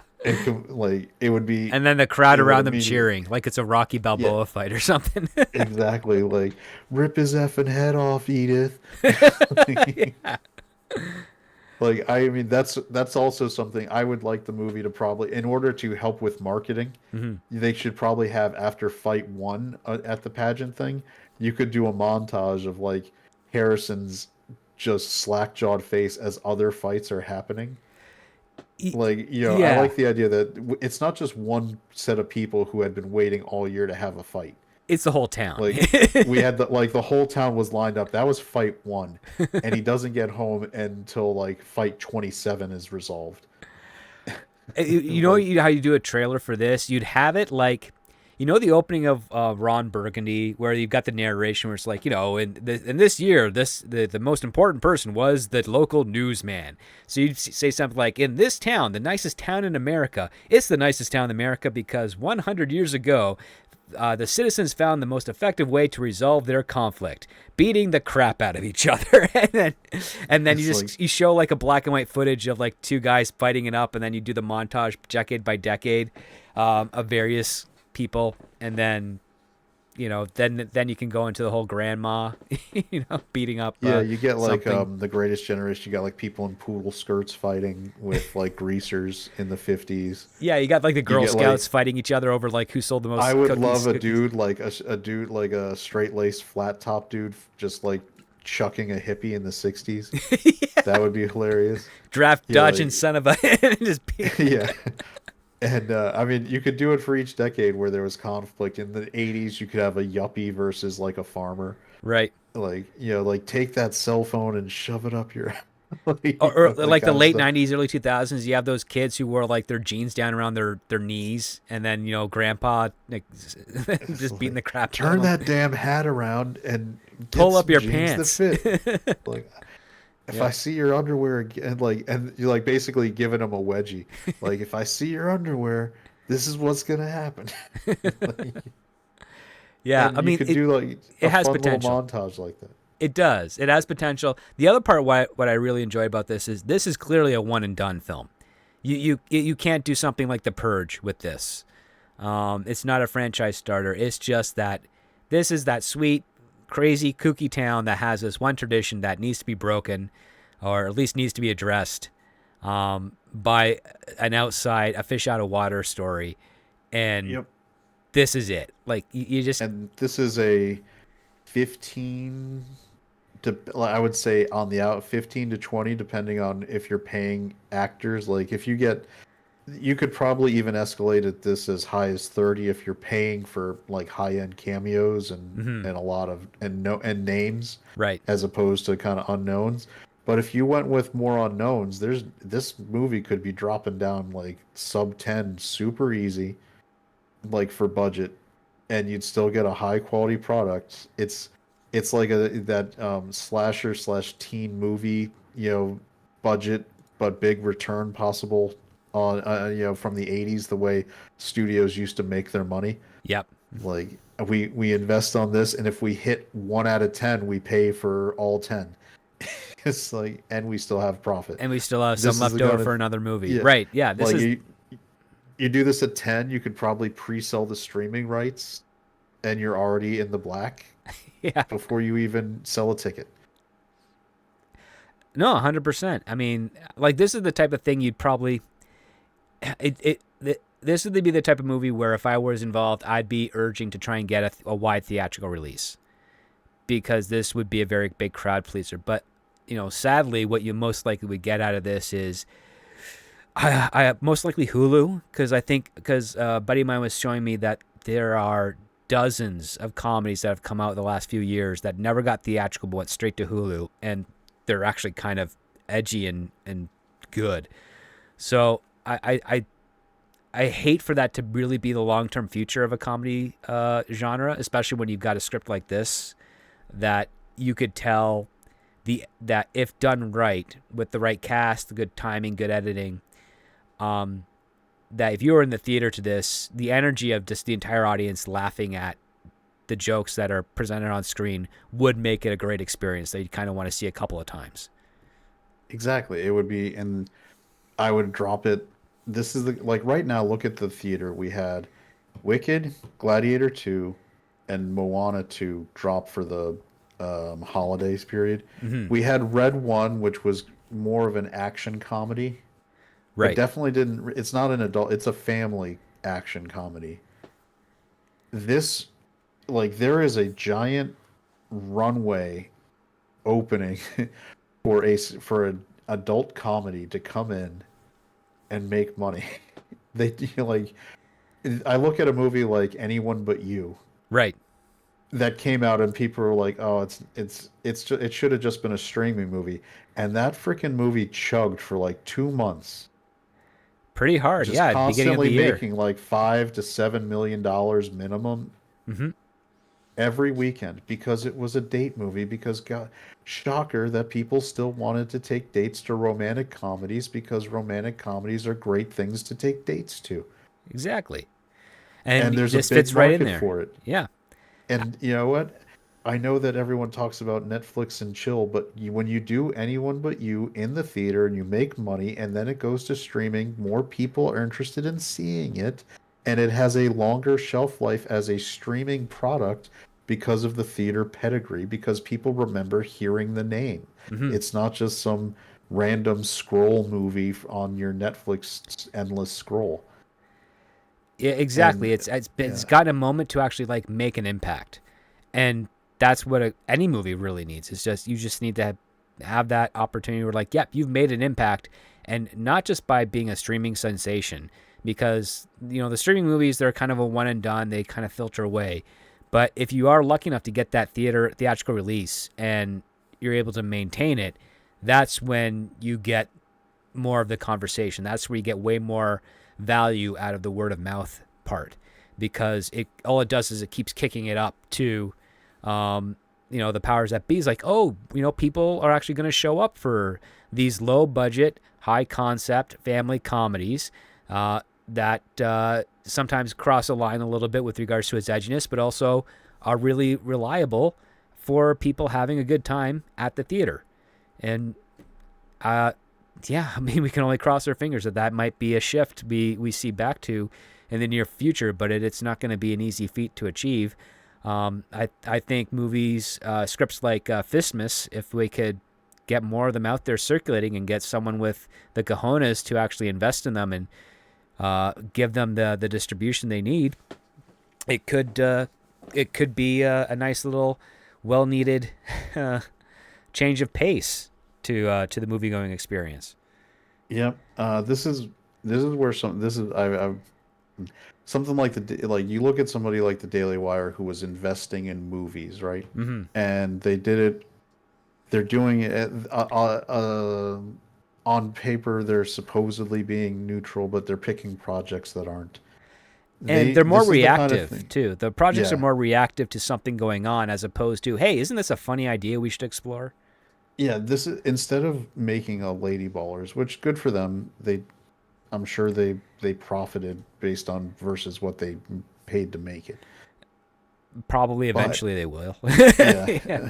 but but you take something like this script where you could probably do a genuinely good looking production if you did completely unknown actors or even just working actors but nobody who's a name. Hmm. You're making it at a very stream friendly budget, but you could release it in the theater. Make an imprint like the conservative media people need to basically come up with a touchstone that isn't like kind of irradiated with political connotation Right. so that they can release content into theaters and have it like I don't want to say stealth, but just have it be movies that make that are neutral. That was what they originally sold, right? If we just make neutral movies, it'll be fine. This is perfect. It's a neutral movie. It's just a goofy comedy that has a good, kind of concept and a solid script that I mean there's a couple of notes, but otherwise you could move right along and do it. Pick up these kinds of things. I Yeah. mean, we've got all these ones from the blacklist, and what I think since we've been doing the show, the Madden one got picked up for production. Yep, the Madden one got picked up for production, and I think two of them are going to be self-produced by the writers involved. Like they've brokered some deals. So I mean that's a pretty small percentage, but That's a lot of scripts out there, and I mm, mean, we've had some good ones, yeah, and we've had some other, and some of the good ones I know we've talked about when I've been on the show because I try to bring it up are ones that you could film at reasonably low budgets and get good product. yeah, So this is exactly like this is a great case for that. It's a holiday movies when you put it like put this out in the November in the Thanksgiving like week and let it run through Christmas holiday. You'd probably I don't see it would take with good marketing. I can't see this not at least breaking even or making money easily. So that's me. no, I could see that. I mean, yeah, you do a 6 week run from the Thanksgiving Day weekend to New Year's. Um, yeah, like you have a pretty good odd of being the counter programming to any sort of tentpole blockbuster film that might come out that holiday, that Christmas weekend, or what have you. So it's like, oh, do you want to go see the big, let's say speculatively, there's a Star Wars movie. You got two options. Well, one weekend you can see the Star Wars movie, but you can also go see, a movie like Fistmas, a romantic comedy about Christmas or something. Both are going to make a lot of money, but one is going to have a little bit more legs than the other with regards to consistent intake, and then the other one's going to have its peak from its opening weekend, and then it's going to have its valley, you know. And a movie like this, especially one that makes you laugh, does have a little bit of a hook to it where you feel like you want to go and laugh at it again. So you go back the next weekend because it's giving you something that you're not getting outside of it anymore.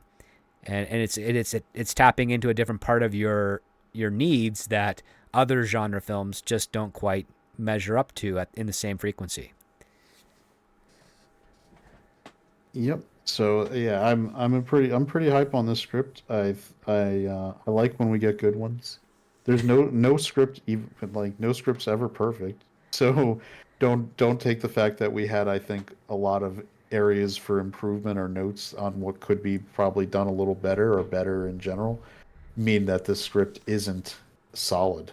So No, um it's a very solid script, and for those listening, whether it's on the YouTube or through the Patreon, I suggest giving it a read. And if you can't seem to find the script, just send me a message via the Twitter X's there, and I'll be happy to hook it up. And as always, please don't try to make it go viral or spread or with spoilers and stuff like that, because we do wish for the best of all the writers that have contributed to various lists, including the Blacklist and the scripts that we do review.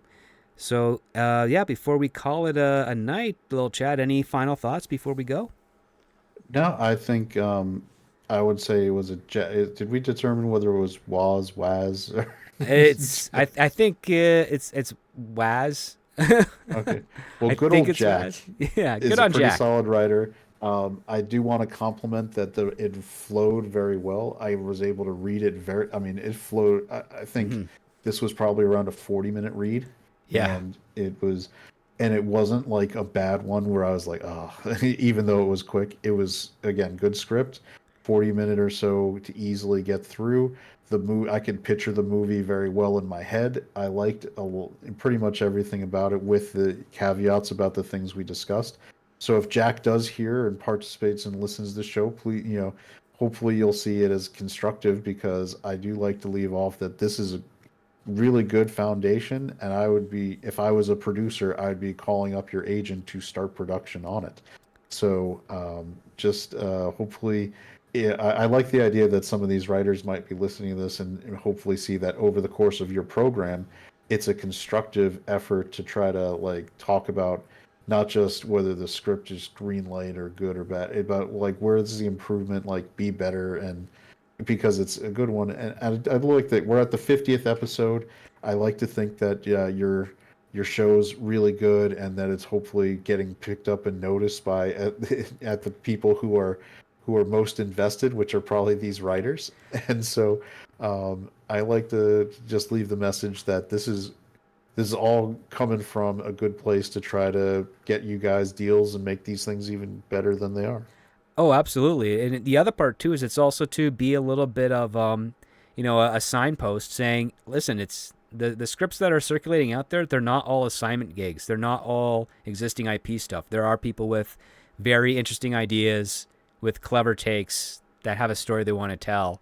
And this is one avenue where you can find those. It's not as assembly line as a lot of people want to speculate, even though some of the bigger products feel that way.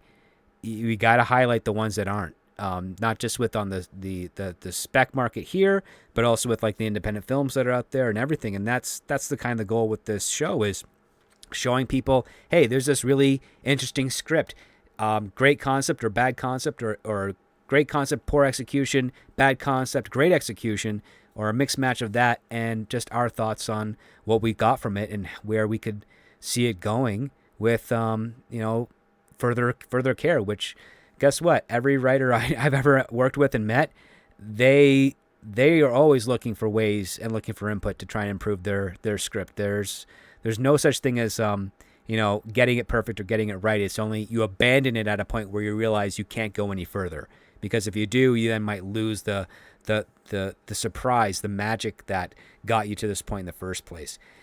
And that's why I like doing the show. And 50 episodes strong is not too shabby in my book. So we're almost wrapping up this first season, 2 more episodes after this, and then we're into next year. And who knows what type of scripts we'll be covering next year that will get picked up, like how Madden has. And we're going to keep an eye on that script as well. As with all of these ones, if we see them in the trades, we're going to bring it up, because technically speaking, we're kind of like the first show that actually talks about these these stories before anyone else really knows about them. And I think that's a good advantage for us, but also a good advantage for anyone listening who's involved in these productions to engage a little bit of what the audience's reactions to these stories were like. And that can go a long way. So thanks so much, Lil Chad, for hanging out. Please tell the audience where you can be found on the interwebs here. Yeah, I host a show every Friday night, 9 p.m. Eastern, on YouTube or on any other streaming platform that might be a YouTube competitor, possibly. And it's called the Ascendant Art Podcast. I co-host with my co-host Slender Dad, and we have a good fun time. Scripts on every now and then in chat or on the show, and it's just a kind of a hangout, talk about what's going on stream, and people seem to like it, so you can find me there, and it's a good time. And if you come and check it out, I would appreciate if you want to drop a subscription or at least a like on the video or the stream if you're watching it. That's always appreciated. We're trying to get those numbers pumped to help the algorithm and get our channel growing. So if you could do that, I'd be a big happy guy over here saying thank you. Absolutely. Highly recommended. It's always a fun conversation. And the topics you guys do are very fun, and also not always the same thing you get on all the other YouTube channels. So that's always makes it a nice change of pace. So thank you so much, man, for hanging out with me tonight. Thanks to everyone out there listening. And we want to wish you all, of course, a very wonderful and happy weekend and happy holidays as those are coming up. We'll be back next week. And never forget, guys, when it comes to great story, it all starts with the script.